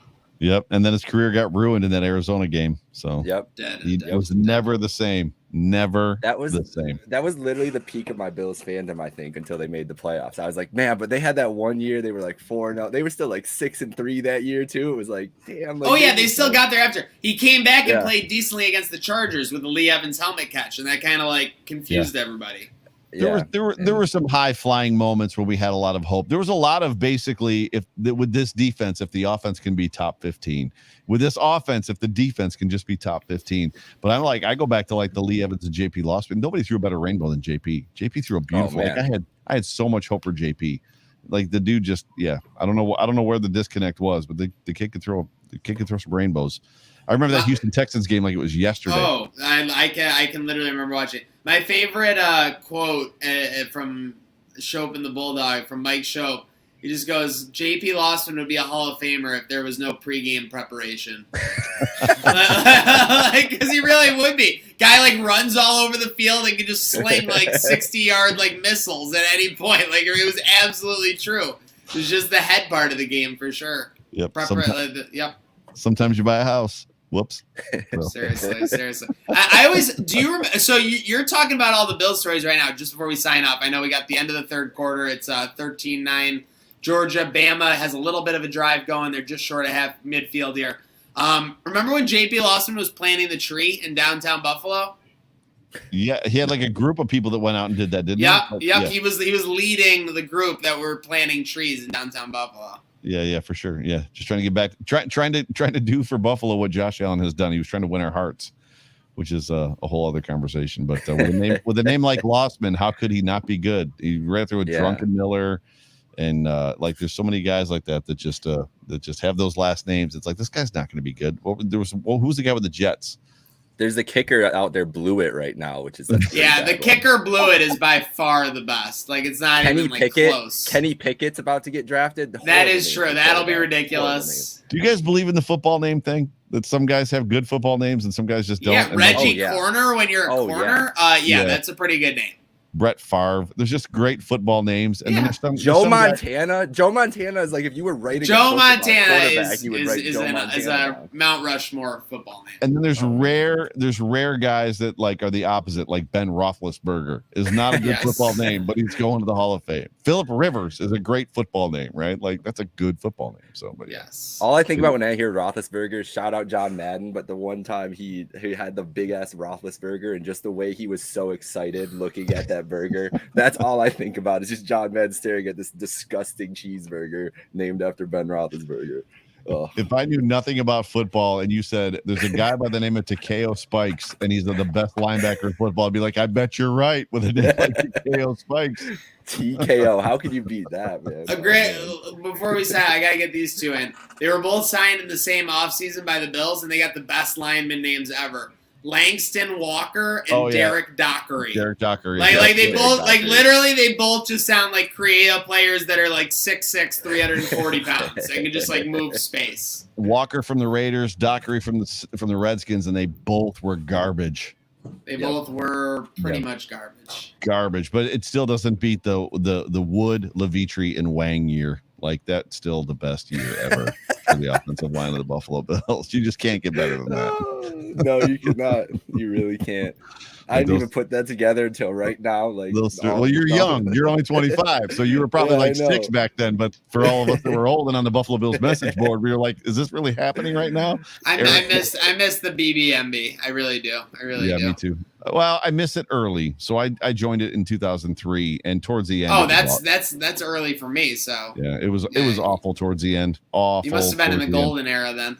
Yeah, it was awful towards the end. So it was like Twitter. Like at the end, it was like Twitter. It was just crap, but it is what it is. So. Don't be taking shots at our Twitter audience like that. The Twitter audience is great as long as you. Never mind. I'm just gonna. All right, folks. I'm making an executive declaration. Joe Miller has to stay with us until this drive is over, and I say that with that said because Bama is now inside the 10-yard line on a Bryce Young completion. Nice, very good. I'll stick. First and goal. I'll stick. I just wish I had a TV in here and I don't, which sucks. But you want to talk about? I'm sorry, Micah. You want to talk about 300 yards being irrelevant? Bryce Young's at 290 and his team has 9 points. He has 1 turnover. I mean, he's balling out like that. I don't know. Right now, he's playing decently. Yeah, he's really playing decently. He took that one bad sack earlier when they were in the red zone. Yeah, that's right. He was trying to make something happen there. Yeah. He was trying to Heisman. When you got the Heisman, I mean, let's face it, your brain just doesn't act properly on offensive plays. All right, so I think before we sign off here, let's go NFL playoffs next week. Not the Bills, whatever, any of the games, any team that you're super confident is moving on no matter what. And not one of the favorites. I mean, is there a game, one of the games that you think one of those lower seeds or somebody that you don't think people are on right now? Because I'm love the 49ers. I love the Niners just in the NFC side all the way through, honestly. But I wanted to see if anybody else was. They drew the Cardinals, didn't they? They've got the Cowboys. The Cowboys. The Cardinals have the Rams on Monday night. The Cardinals, that's right. The Cardinals and the Rams, that's right. Man, I don't know. The AFC is tough because everybody's so packed. They're packed so tight. Every single one of those high seeds have lost to garbage football teams. They've all had their struggles. Literally, the AFC is anybody's ball game. Why not this team? Why not that team? I'm glad the Colts are out of it. I probably would have picked the Colts had they made it, just because of that running game. But I don't even know in the AFC if it's definitely not the Steelers. The Raiders have a chance. As much as Derek Carr gets dogged on all the freaking time, and Zay Jones is like their number one wide receiver, their defense is relentless. Max Crosby is good. Like, their guys are good on that defense. Darren Waller is a machine. They have the ability to beat just about anybody, right? It might be the Raiders for me. That's who I would probably pick. I really like that. I've been high on the Raiders all year just because Carr's played great the last 2 years, honestly. They've just and those guys, I mean, that team's obviously been through a ton of shit this year.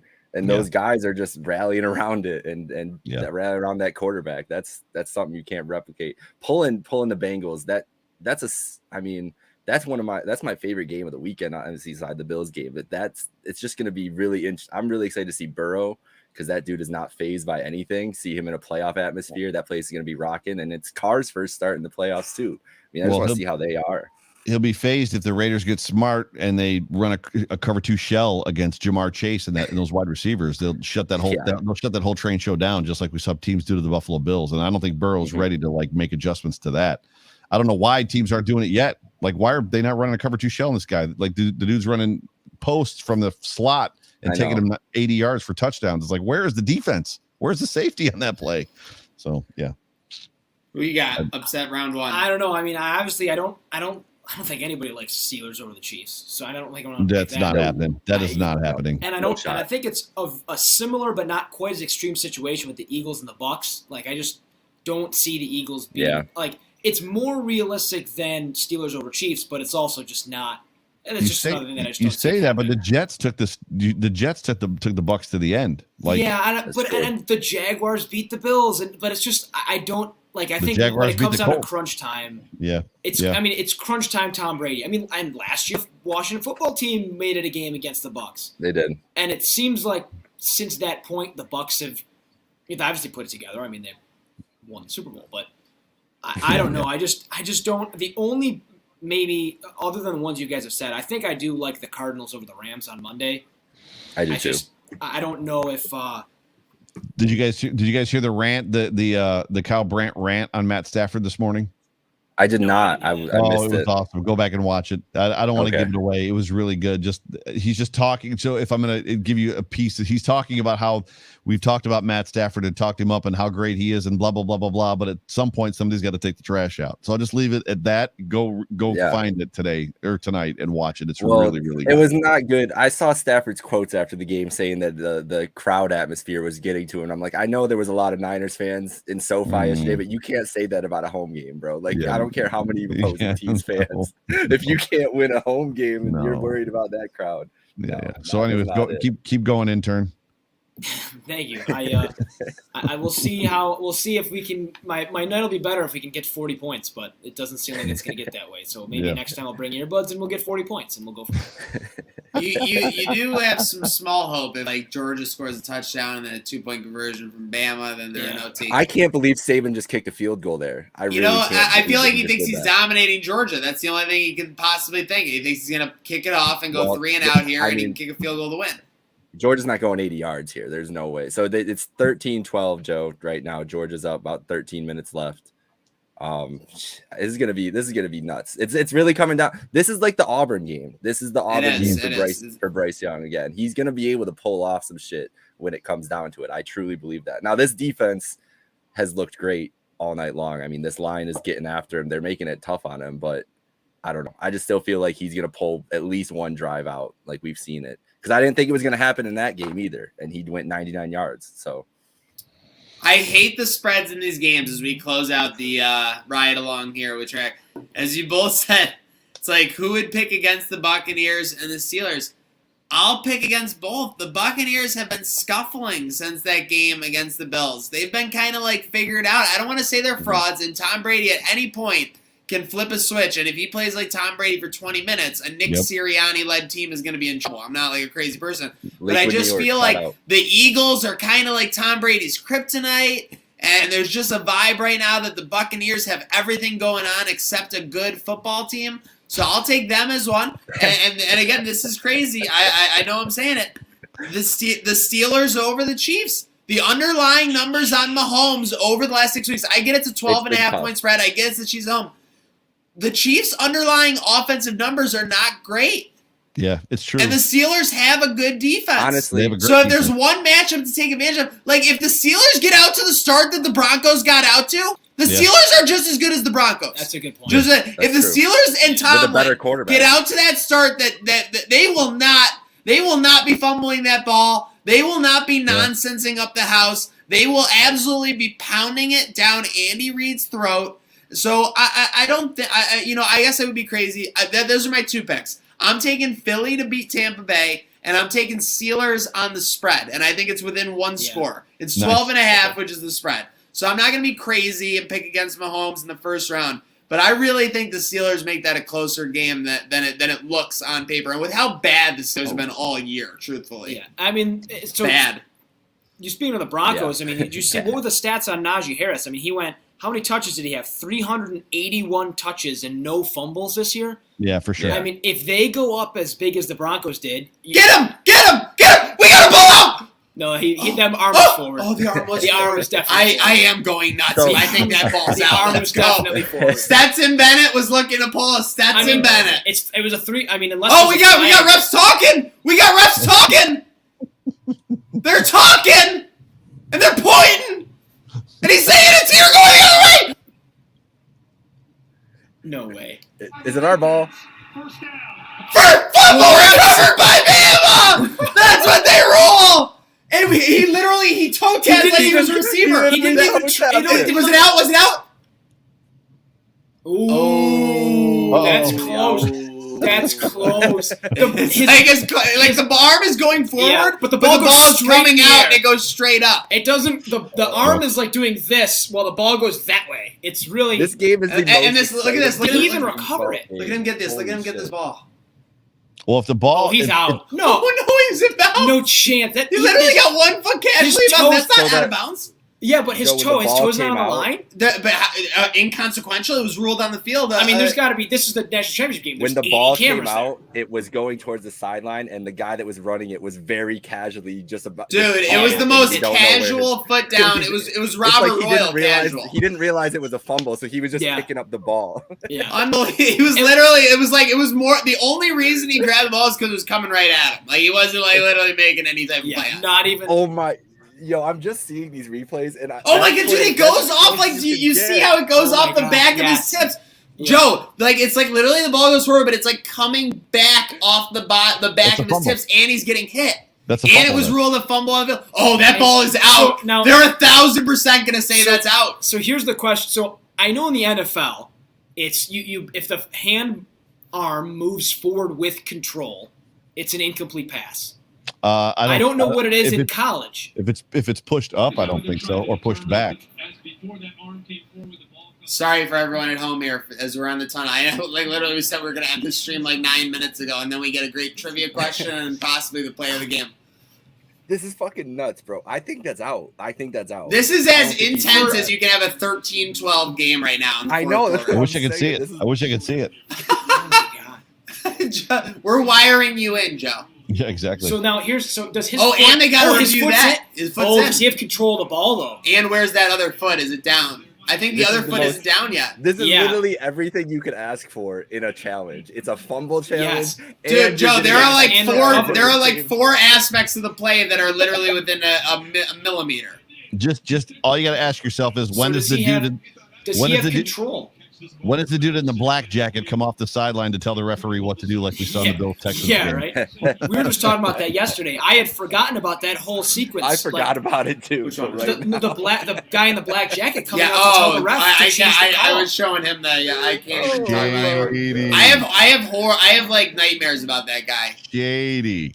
Okay, so he has. My only question is when did you ever see it happen before then or again since? Never. So if I'm a referee, dude, the way this was ruled, I don't see empirical evidence to overturn this. I think they can't overturn it. I think they definitely. If it's a fumble, he definitely recovered it. The only reason it would be the hand moving forward would be the only reason they would overturn it. Yeah, but you're absolutely right. Remember when challenges first started and they were like 90 seconds? Here we go. Put the timer on the screen. Yep. I was just thinking about this like really like deep thought the other day about like how much people around the world watching us watch football, like watching football for the first time, and how many they just see the reviews. Everybody's like, "Oh, here we go!" Like you're just watching casual people. They'd be like, "What the fuck is happening? We're watching these dudes. They're looking up in this little box." Right. Oh, dude, aliens! If they were trying to invade Earth, would be totally confused by like the "What are we challenging in football. But it's so tense. Like you could hate it, but if on a call like this, like look at all these people, these crowd shots. These people are losing their minds right now. This is great. You want a hot take? This is why soccer will never be empirically amazing in the USA. There's nothing like this. They didn't overturn it. Play stands. Tie ball. Always stands. And I don't mean to put that hot take out there without saying why, but it's the stoppage time, the fact that the penalty box is like so sketchy. Like Americans want their things clear cut. We want it to be obvious. We want it to be measured. We want it to be like, like no doubt. And soccer has too much sketchiness. The sketchiness starts with 5, 4, 3, 2, 1. They've added 4 minutes to the game. My one person has decided to add 7 minutes to this affair. It's like, what? Speaking of adding 7 minutes, Slick, we're not adding any more time to this stream. We've been going for 3 fucking hours here. Oh, really? My bad. I'm late. All right, should we go one more drive, guys? Bama inside the red zone here. But let's let Joe go to watch the game. So Joe, you go watch it. All right. We'll catch you guys later. Have a great night. Joe, thanks for coming out, man. So much. Go Bills. Go Bills. Go Bills. Yeah, I had to dial in when I saw all that controversy unfolding right in front of my eyes. Yeah, I was gonna say you better get in here. And I got a lot of money riding with Bama right now, so I was nervous about the Bills Patriots game. Sorry, but then I realized it's on a slick Saturday. Yeah, it is, and it's the first UFC fight night of 2022. What a great night! Wow, what a great way to start 2022. And the Sabres play in Detroit. What a fucking matchup! Unreal. What is? See, they're like a play ahead of me. Are you ahead too? Are you see what's happening? What's going on here? I don't care. This is not good. What did he? Roughing the passer? Okay, he's definitely out. We were watching. Wow, we were this is watching wild, the dude. receiver land a half a foot out of bounds. But meanwhile, we got a roughing the passer on the dogs. Okay. In the meantime, I will take full responsibility for anything and everything that has happened negatively today. I'm telling you, accountability. I'm telling you, for someone who's looking to solidify his position in train rock, Vinny's doing a great job today. So we're over it. Vinny always does a great job, man. I'm doing my best. We were telling you, earlier I was late by quite a large margin comparatively to when I was supposed to be here. Same here. Oh man, he almost busted that. Just a little late. Wow, could you imagine though? Could you imagine? It's 11:30. Your blood alcohol level is like 0.09. You're leaving Highmark Stadium after a Bills win and on your way to Amherst Alehouse for fight night. I couldn't imagine a better night. Could you imagine? Where else would you rather be, baby? It's gonna be slick, I'll tell you that much. Oh, I mean that's not even a question. Do they give me my own player prop on DraftKings or what? Will this Saturday be slick, or is that just like free money on the yes? Whoa! Oh, what's that? We got to get some slick props up on the book. Regardless of Alabama possibly taking the lead here with a field goal, they got to score here just to You have to. I mean, are you guys on third down? Yeah, we are now on to third down after an incomplete. Yeah. Okay, I was hoping that we weren't already at. No, we're not yet at the result of whatever happens on third down. We need to out-scheme Georgia for one fucking play here. So if it was me on Madden, I'd be running a play called Y screen right now. I know. Yeah. Oh, I would not be running Y screen. You're not a fan of the Y screen? I would not be running Y screen. Y screen it when you can throw it to the tight end. Touchdown, Bama! Cameron Latou. All right. So why wouldn't you have not run Y screen other than Y screen? I just don't play usually other than run Y screen. Y-screen. By the way, that play that they they can take all the credit they want. That play was like not how they wanted it to go. No, they literally got blown up. All right, I'm seeing it now. He had to ditch his that route, was not I'm pretty sure. That was Oh, that might have been House. Dude, he had 2 Georgia defenders in his face when he threw across his body. I'm just saying, like, that's not what they wanted to do. It seemed like the tight end's route was exactly what he was supposed to run. He wanted that guy. Yes. The routes were executed. I'm saying how you draw it up is not like my quarterback running for his life. Going for 2 here. Big play. Of course, we need a 7-point lead. What is your? And all of a sudden, Cristiano's 40 points could be within reach with 2 points Not only my 40 points. I think anybody who downloaded DraftKings. I did it too. He's not going to get. Wow, that front is so fast. They are so fast. Yeah, I mean they're good. They're not terrible. They're very good. Yeah, but the results of that are terrible. Dude, the over is moved up for the first time like 3 minutes ago. It's 38.5 right now. It dropped all the way down to 34.5. 52.5. Oh, 53, my buddy took Bama in the over. I had a very low money parlay on Bama's spread, the over, and total score adding up to an even number at the end of the game. I had a very low sum of money added up on that tiny little I think parlay. we've all been reaping the benefits of this mobile betting thus far. Yeah, I mean this promo wins. Fuck.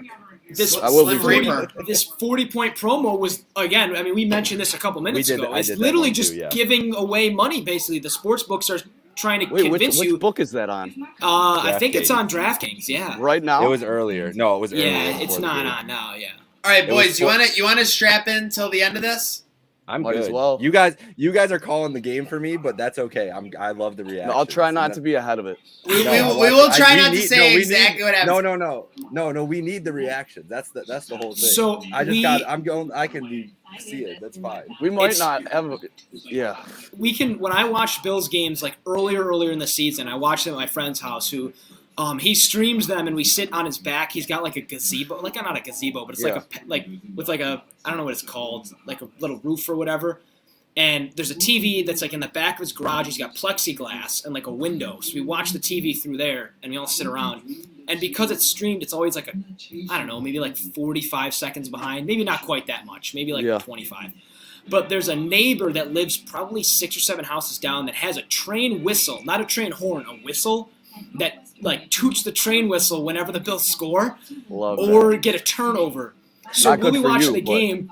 Yeah, so we're watching the game and like every once in a while someone will be like, "Did you guys hear that?" And then if you're not paying attention, you don't hear it. And the most significant memory I have of that is Bills Rams last year. We're sitting there in complete silence on what ended up being like 4th and goal, I think, before the penalty. And we're sitting there and like Josh Allen like gets the ball and everybody's listening for the whistle. They're like, "Yeah, we scored a touchdown," and there's no whistle. And so everybody kind of went through the emotional roller coaster of, all right, we've probably lost the game not converting on this 4th down. And then there's the penalty. And then as the referee is announcing the penalty, 2 people heard the whistle and started dancing, and everybody was just screaming, yelling, and so the game got spoiled for us. But that was like our heart rates. Like looking at my Fitbit, I had like 136 beats per minute. I thought there was about to be a double turn there. I thought you were about to say he was blowing the whistle prematurely or something. No, blow the whistle. Yeah, no, blow that the was whistle. Shout out E40 and Too Short. Jay Vardy. All right. Hey. What? Oh. Whoa. What happened? Well, all of a sudden, welcome to the Slick and Micah show. Late night special. special. This would be a great idea. We just start doing this at 11. Yeah, the late night show. We're not gonna tell anybody though. We're just gonna like post it what, Monday. You know what you're gonna call it too? What's up? The caboose. Pretty good, right? That's great. Pretty good. That is great.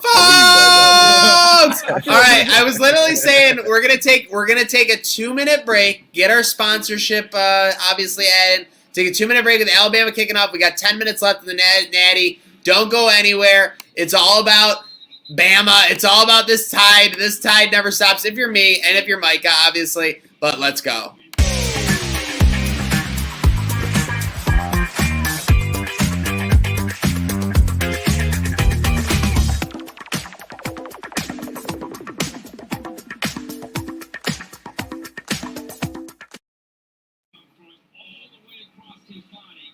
Okay, we got 2 minutes.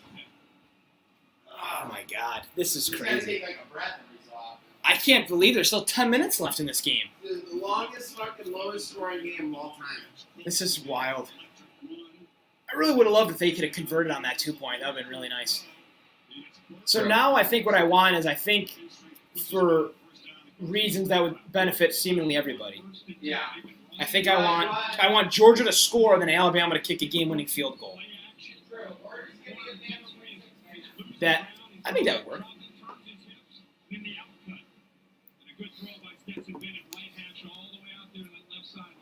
You're suddenly behind the tide, Kirk. It's a good start to a drive. Built some confidence, 18 yards.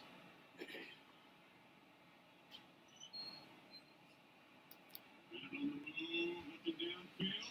Launches and absolutely tackled on the play. Was Right, this is only a 15-yard penalty.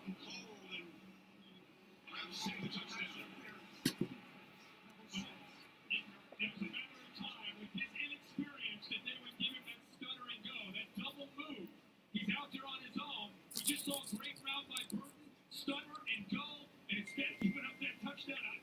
I'm not listening to Coach Saban after this game. No way. I'm grabbing a hold of him. I'm tackling it. He's not scoring a touchdown. He was beaten on a great route and a great call, but he made the right call. College football is 15 yards. Jackson, with McKinstry stepping in against Josh Choke and Jalen Arbor-Davis, their two best corners out injured.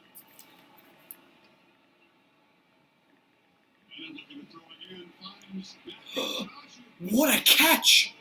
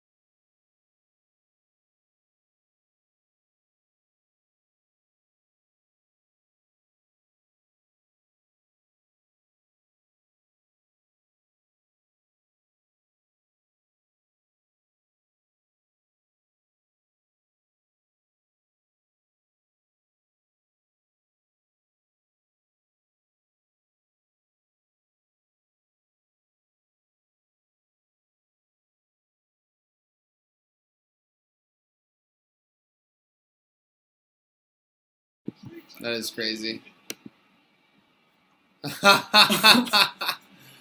We are back. We are back. Oh my God. What? Free play for what was a long second down. Yeah, it was Jordan a free. turns into They a jumped. touchdown. I thought he was calling it off. No. Oh my God! I This saw is them jump, but crazy. I didn't think he got over. Dude, it was like 2nd and 17 too. Crazy. That was a bomb. Yeah.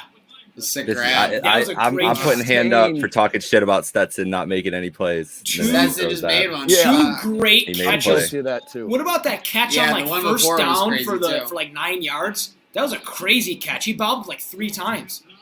Listen, here it is though. Bryce Young's gonna probably have 2 cracks at least at a drive. Like I have no doubt that he's gonna be. Do we able to think do we this. see a shootout here now down the stretch? Yeah, right. Wow, What they the fuck? haven't had to do a 2-point all year. Nope. Nope. Sorry, buddy. There you go. All right, There you just go. need 50 yards and a chip shot. Call Still it a day. haven't hit 40 points. Now, does 40 get you there? 40 gets you there. Oh It's my 40 gosh. plus.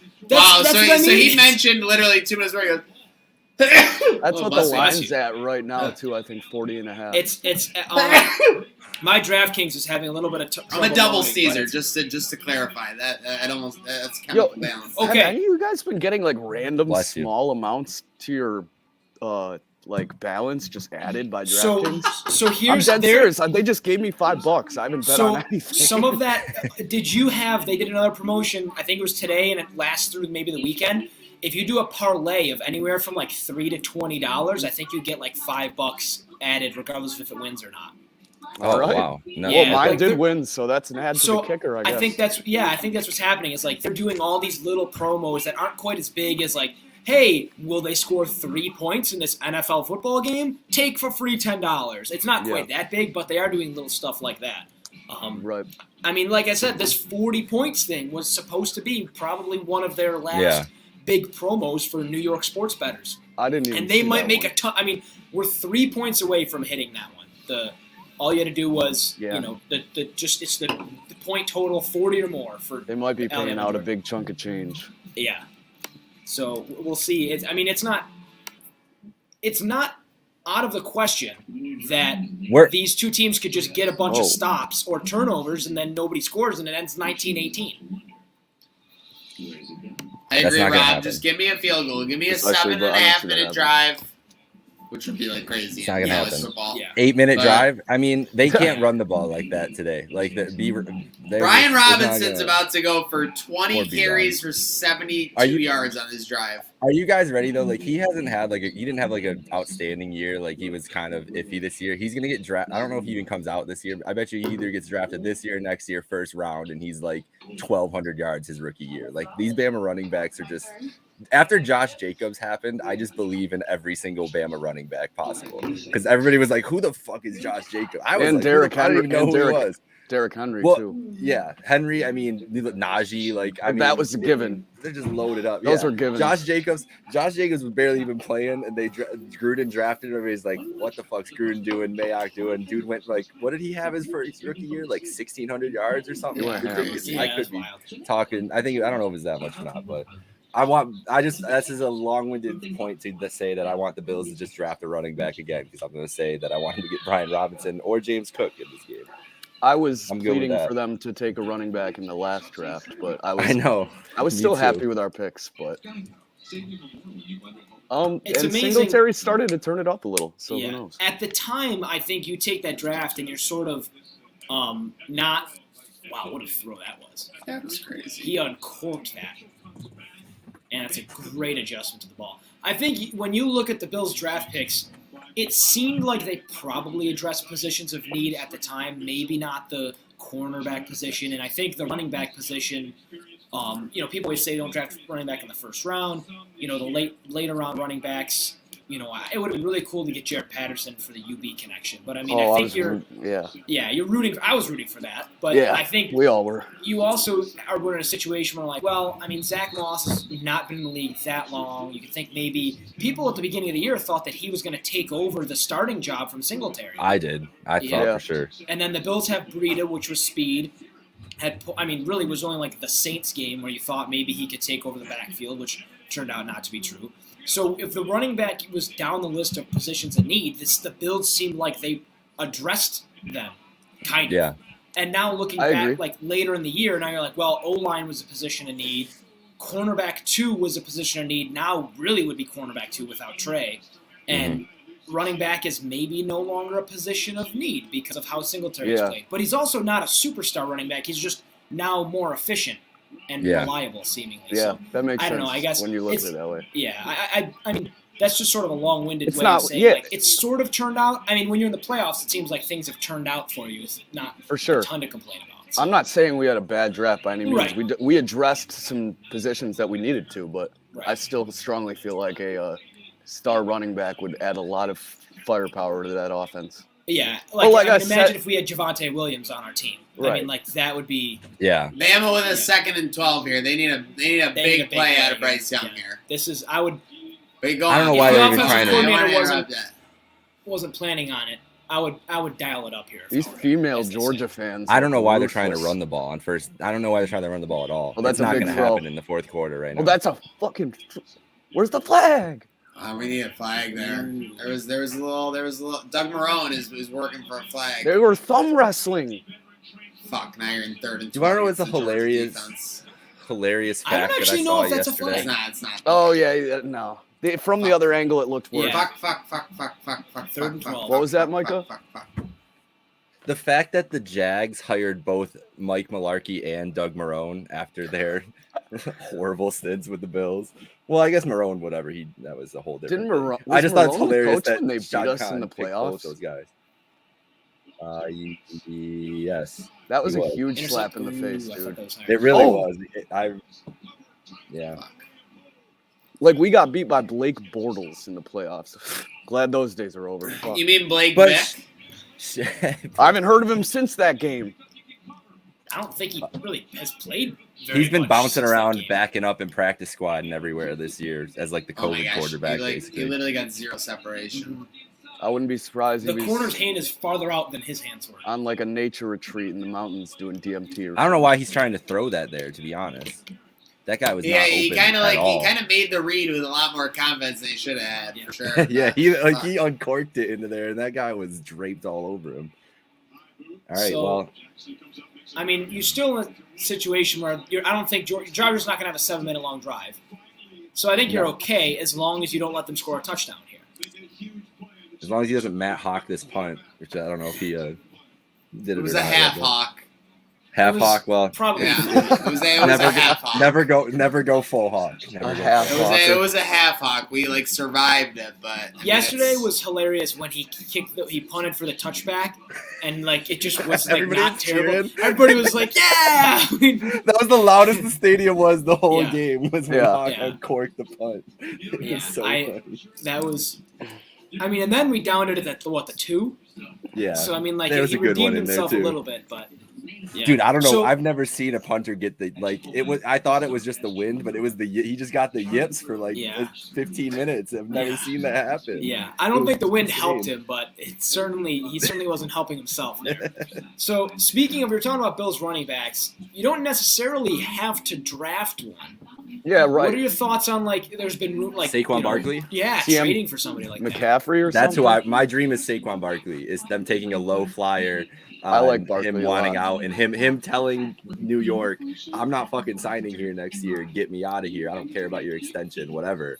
And the Bills can throw a 2nd round pick for Barkley or whatever. And For a he comes year? in and yeah, I mean, Yeah. try it for a year. No, I Maybe get it. I get it. It's whatever. I think that'd be I would huge. take him at 16 million or whatever his extension money would be. And that's probably pretty high with Look at this guy. number 2 pick money, but McDermott and co changing the narrative. People go from New Jersey to Buffalo now. Welcome to the stream, Rob Ryan. Rob Ryan. He's talking That was a a good lot of segue shit there. in the comments, people. I feel like he was going to be here at some point. I didn't realize I had the link the whole time. Of course, of course. Oh, nice. It's a better. Bama needs to find the link right now. That's a better excuse I've been- than what I had for being late. So I'm too distracted getting these 40 points right now. Yeah, Oh, this is unreal. If they end 19-18 and that 40-point promo doesn't hit, that is the cruelest thing Yeah. DraftKings will be- could have ever done. yeah, I'll at Literally. least make my money back because I did a parlay for both Georgia spread and Bama spread, and both the other things hit in the parlay. So I'm going to make my money back either way, but I want that plus money. Yeah. yep. So the over-under on DraftKings, at least right now, is still it's 43.5, which I don't know feels high to me. If It you're does doing feel a high. mid-game. Well, right now, well, that's if one play goes for a touchdown. It's over. Yeah, that's one touchdown. Yeah, that's true. And the under is leaned a bit on there. It's minus 125, What's the Bama money line? Plus plus 310? 115, Plus what? 115. Right I now? have plus Yeah. I have plus 200 No one- on the Bama money. I mean, come on. Georgia What is has it the on ball thing? near Oh, yeah, midfield. just refreshed. My bad, bro. I'm gonna throw on that It's right all good. now. Plus 200. What is it? Is it It's all plus 200? It's I'm 200. saying, even plus 200 is like crazy Dude, good for plus Bama. 210 It's now. plus 210 now. Plus 235 on FanDuel. Bro, should I just I'm throw I'm a big going. 50 on her? I have a bunch Yeah, of throw free- 50 on the Bama money line right now. Oh, I'm going to wait. If You're Georgia touching scores, everything. it's going to go I don't up have even it on more, FanDuel. and then I'm going to jump on it. I have a bunch If of it's free still bets. available. Uh-oh, we got Rob Ryan the Sharp in the chat right He now. is a sharp. I love it.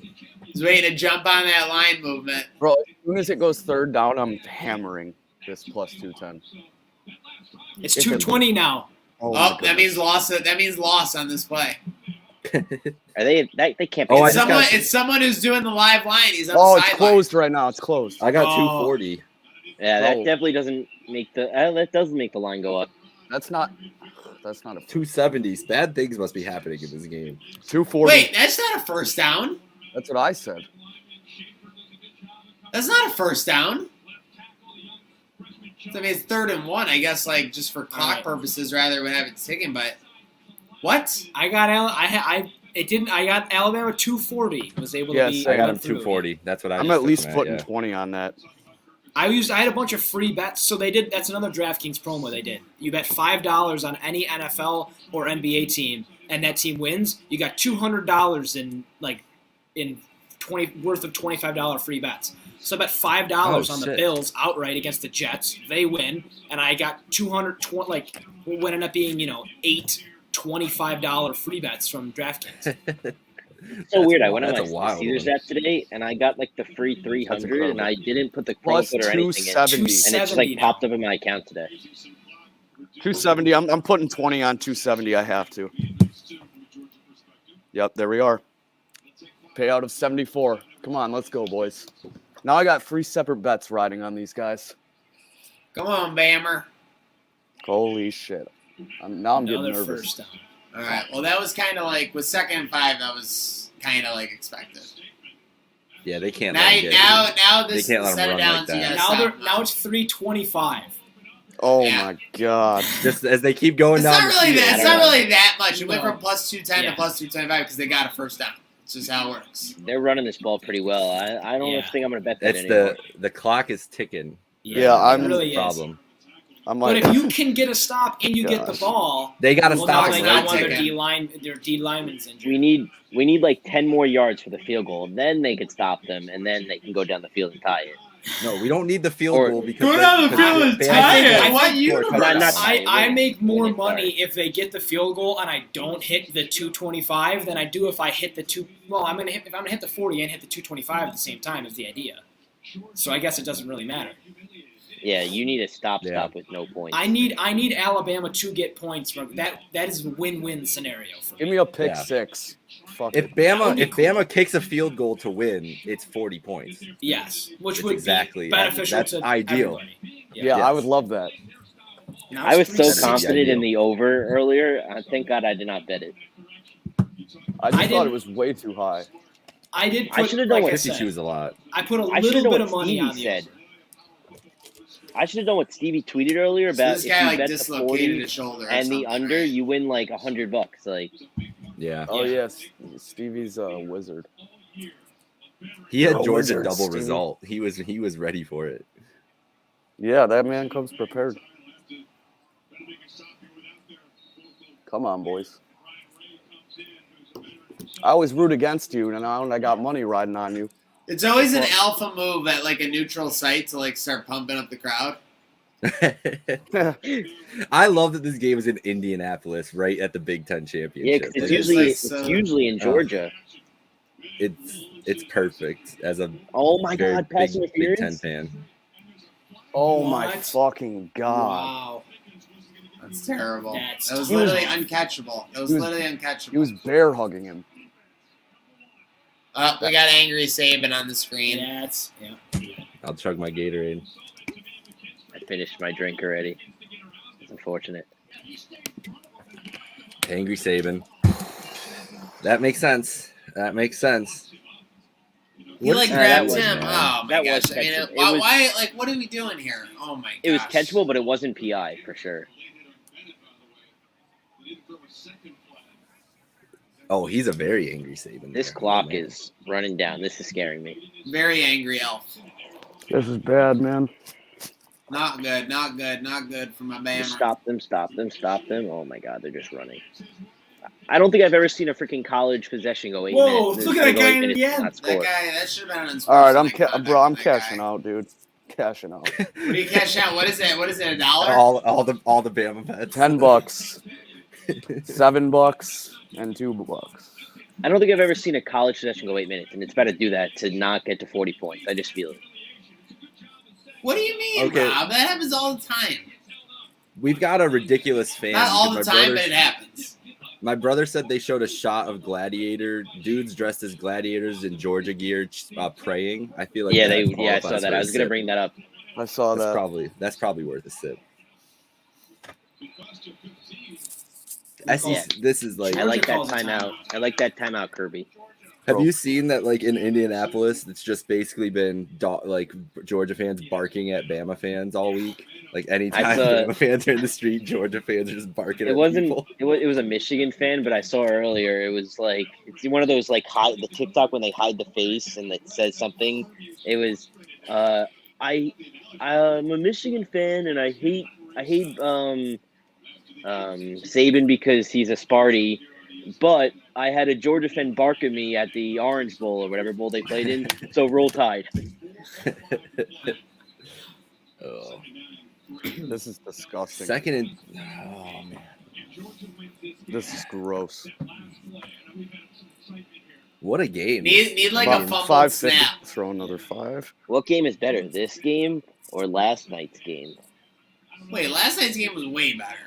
Yeah, last night's, yeah. Last night, Herbert, like, the absurdity of that drive was like 21 plays in like. That was. In, like, the final drive to tie it with no time They left had is absurd. no business converting on that many fourth downs. No, Herbert just doesn't give a fuck. He will just try to make every big throw every single play. My friend's a Chargers fan, so we have this thing going that the Chargers hate Herbert, and we just kept saying it. They hate Herbert on the first 3 downs. They really do. Oh. No, but the best videos came after the game was Herbert saying, I've never wanted to tie so bad, and then Eckler talking to oh, there's the 40. There's a flag. Flag on the field. Flag. No, tell me it was like an illegal formation or something because they went so quickly. Bennett's saying it's a face mask on It's on Bama. them. Illegal hands to face.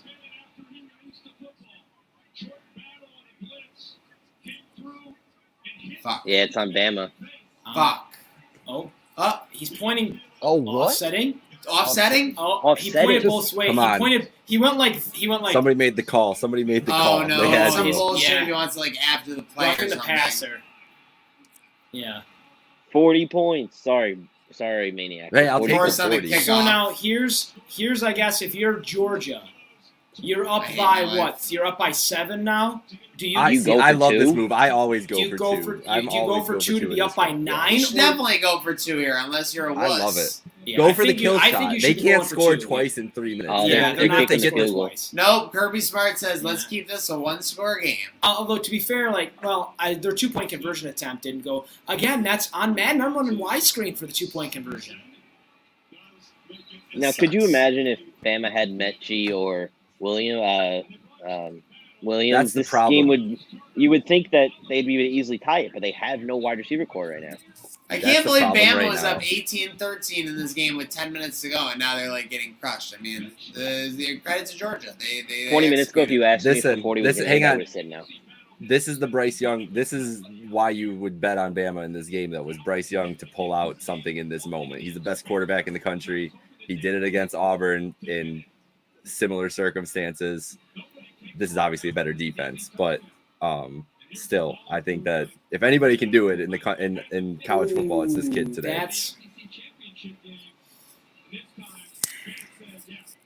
I don't know. How do you feel about that penalty? I think it seemed like he definitely. If it was an hit him in the incomplete face. on 3rd and 1, it would have been horrific. That they called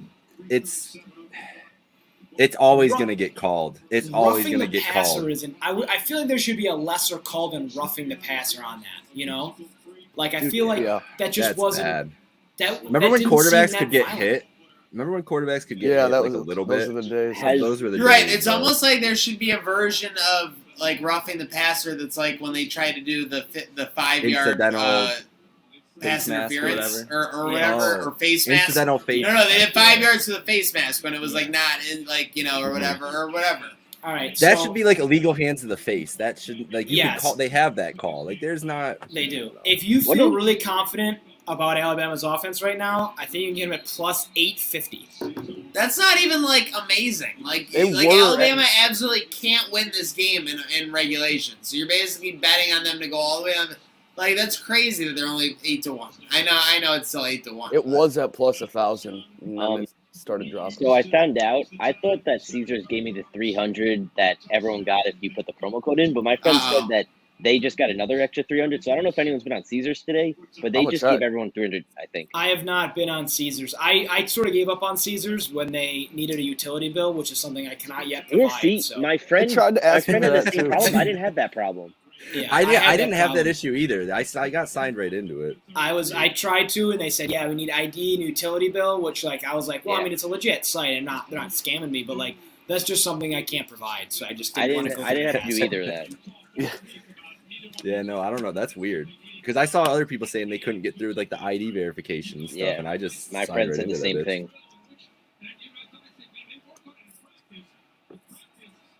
All right, Bama, we're in trouble. Oh my God, that guy just got drilled. The guy did get drilled.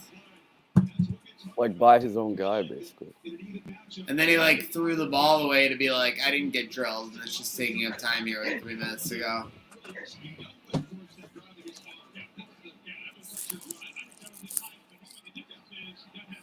Listen, these are all 5-star receivers. One of these kids can make a play. Jay Spence said earlier he'd do anything for $1. Tell him that we need Bama to score for $1. I need a 9 point. Jay Spence, go put the Bama uniform on. Yep. Keep going. That was a nice play. I don't know. I may bet this 850, right? Whatever it is. I might do it too. I was thinking about it because I have this 300. I have Georgia. It's plus 600 on DraftKings right now. I'm doing it. I got it. I'm gonna throw Caesars. I'm throw a fiver. Bama is still on Caesars. It's still plus 850. Oh, it just locked on me. Middle of a play. Suspended. I feel like if I were them, Why the I would hell are probably we stop running up the middle? handing the ball Why off. the hell are they running up the middle? I don't with get two it. I change to don't go get. against this They should have fucking abandoned the run defense? in the third quarter. That's They should so have abandoned the crazy run to in me, the bro. third quarter. It's so crazy. crazy. And it's not even like you have a 2-minute warning to Yeah. stop the clock there. They Like, still if you have have a a 2-minute warning, I guess maybe you'll catch him on a It's run all the play way and get down 8. to plus 130 now for me. Oh my god. What? Something crazy It's must plus, happen on this oh, wait, play. no, it's plus plus 700. 700. It's plus I was gonna 700 say, on draft. if it's at was plus gonna 130, they say, scored a Rob. touchdown. Wait, yeah, Rob. Plus 130 would mean they scored like an 8-point Yeah, play, I basically. know. Why did it just lock on me? Was I too late? I think it's just in between plays. It probably may either was a glitch or your screen refreshed to a date where it was 30 minutes ago. Yeah. But we're across midfield for Bama. Not yet out of bounds. Plus 450 is what it's down to. The now. crazy thing is, in some weird psychological way, it almost feels tougher for them to get a 2-point conversion than it does for them to drive the rest of the He's field. launching it. Yeah, Ooh. I don't know why. Clearly it's tougher to drive 48 more yards or whatever. But hate two-point conversion plays either side of the They ball. scare me. also in Terrifying college, for thing. some reason, they always do the fucking rollout on a 2-point They play, love which is the the rollout, worst bro. thing in the Listen, earth. I come from Oh, my yeah. dad and brother and me are all Penn State. They're bigger Penn State fans than me, but all Penn State fans. So we had to witness that 8 overtime game this year, and that basically was every single play that they ran. Yeah. Why is he throwing that ball? I just saw the right last play. Sorry, right into double coverage. Yeah. I don't know what the fuck he's trying to. Bring him. Oh, he picked up the blitz. Now he's. Oh, He sees my something. God. He sees something. Give me a flag. Yeah, that looks like he had an arm tied up there. Oh my god. 10. I don't. I just got in at. Oh my god, he in owned him off the line. Yeah, he beat him bad. I got in at plus 800. Oh, push off that's there, gotta too. be. Yeah, you got to get 2 hands on that. Well, I guess you probably can't get 2 hands on that. He's got to whip his body. I can't do it, but he's just He's got to catch. He's got to catch that. I There's could no have caught excuse. that. Is something probably. I my dad grabbed said that easily in the I backyard don't- when I'm playing. I'd grab that easily in the metaverse. Dude, I'm gonna be a sick fucking receiver in the metaverse. I'm gonna be 7 Right, bro? foot. There it is.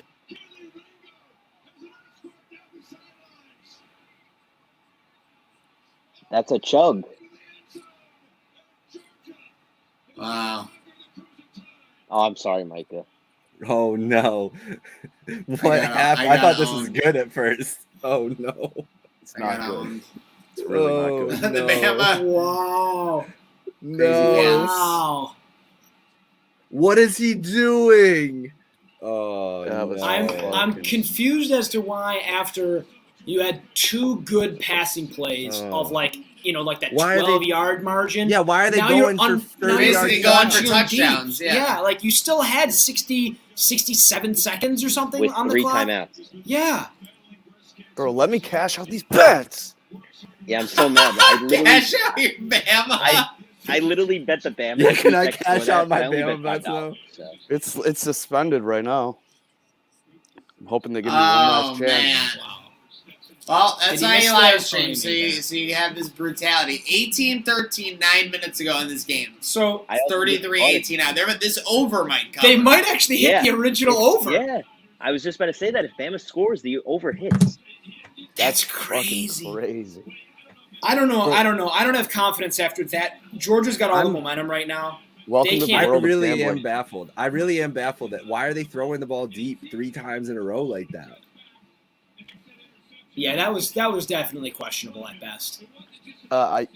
Bro, so the over-under was 52.5 and they're at 51. This game's going to end. Kirby Smart Think about literally just got like 30. When he My saw boy's that probably going interception, he nuts jumped somewhere right now. he What jumped was he 5 feet off the seeing? ground. What the fuck think was about he the 2 even missed- looking at? Think about the 2 missed 2-point conversions. This would hit, the over would have hit. What is he looking at on that throw? Where's the miscommunication? Because the route that Bryce is throwing to was not there either. Like if he leads him at least a little bit, maybe it's a chance. I don't know what. He just choked, I think. I honestly think he just threw that shit up there and was like, smell ya. That was bad. He's telling him to get down, Kirby. Of course, like, to This be dude's like, honest, fuck no. He's like, I'm taking this actually, home. yeah, you don't even want to get down there. You definitely wanted to return it. You can still go 3 and out. Oh man. Hey, is If this only all they that? had- I mean, If only they still had Tua's brother, maybe this game would be different. yeah, right. What was They his could've name? brought Tagovailoa. Tuama Talia. Tagovailoa? Teamu or Talia. something. Oh, the other one. Oh, the other brother. That's right. Where does he The one play? that He plays, transferred. One of them. One Maryland. of his He brothers for plays at Maryland. Maryland. Yeah, Yeah, that's he Talia. There's transferred another from one Bama. that's Tayama or something that transferred. Mac somewhere Jones else. replaced him, right? That's how he got benched? I think so. Tua? No, his brother. No. Yeah, his brother. Mac won the job, and that's when he transferred. Oh yeah. McCorkle. Good. Honestly, good for Stetson Bennett. Whatever. That's where I'm No, going that's home. not honestly. He's friggin' crying on the sidelines right now. That's ugly. That's an ugly cry. Yeah, I don't know. Big He's time an ugly ugly crier. cry. He's an ugly crier. I don't like that actually.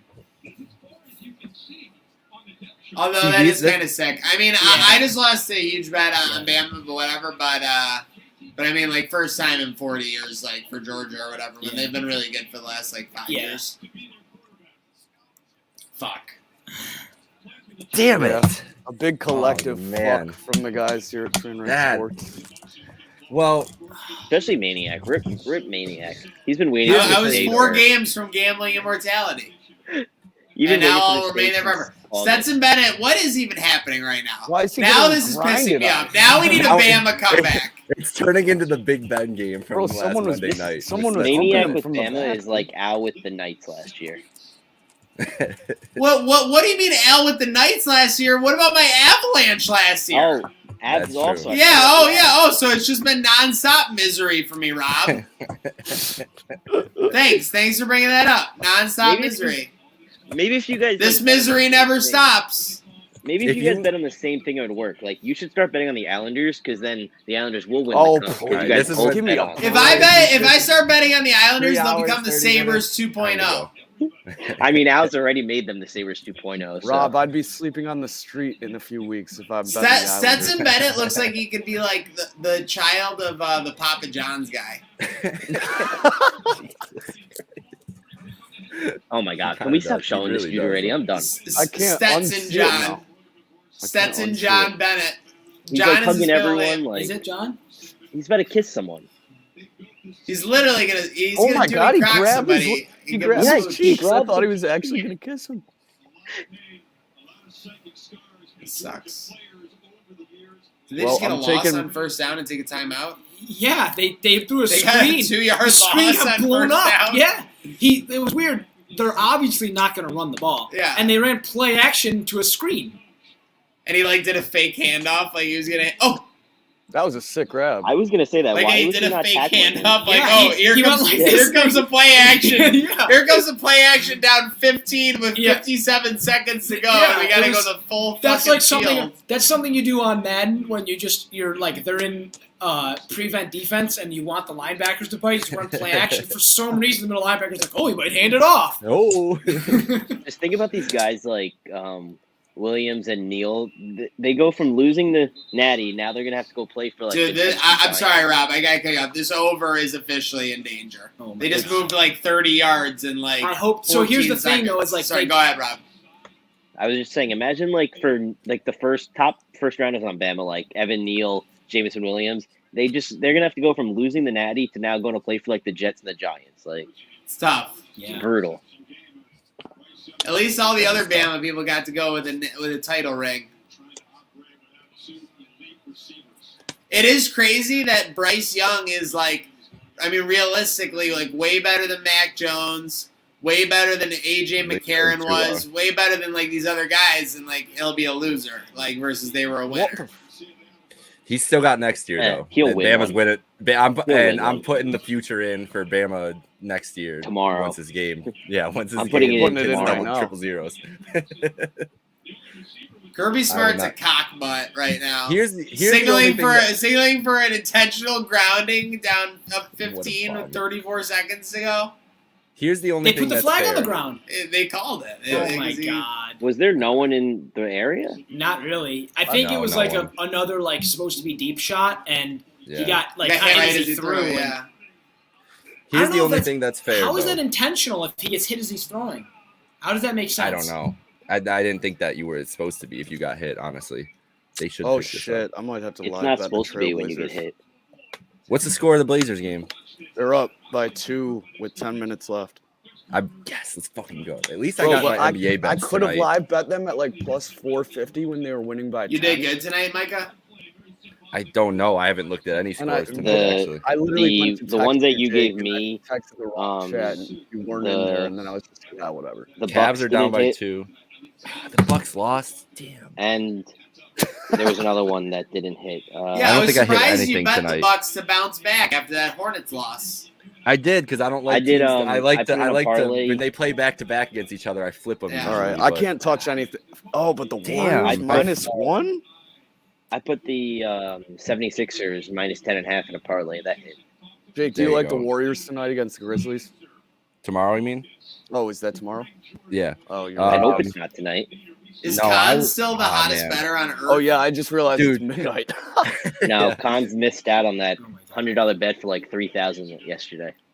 So, speaking of long odds bets, I had a friend who had bet $10 on the Jaguars money line and the Chargers Raiders game to end in a tie, and the return was like $30,000.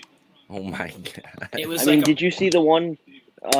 It was like earlier that it was like 15-team bet, and the only one that didn't hit was Colts. Like it was like a I did see that, $30,000 yeah. payout. So it's only fair. They Georgia beat them in the SEC title game.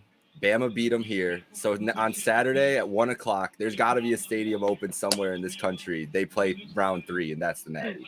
I feel like it's only fair. The college football NCAA makes shit up as they go, as it is. Bama just gets in there. They're like, listen, Make we the gotta do playoff round 3. 8 teams. It would make $1 billion for all the TV networks.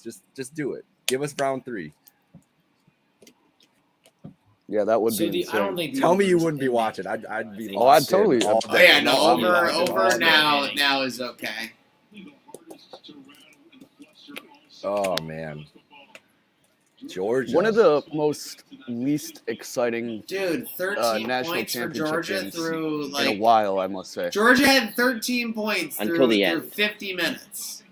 And even the end was like, eh. What the fuck? If Bama, if you said it earlier, Rob, if Mechie and Williams or even one of them is in this game, I don't think Bama loses. I really don't. I It think would have been a that's a 2-possession lot to game by ask. then.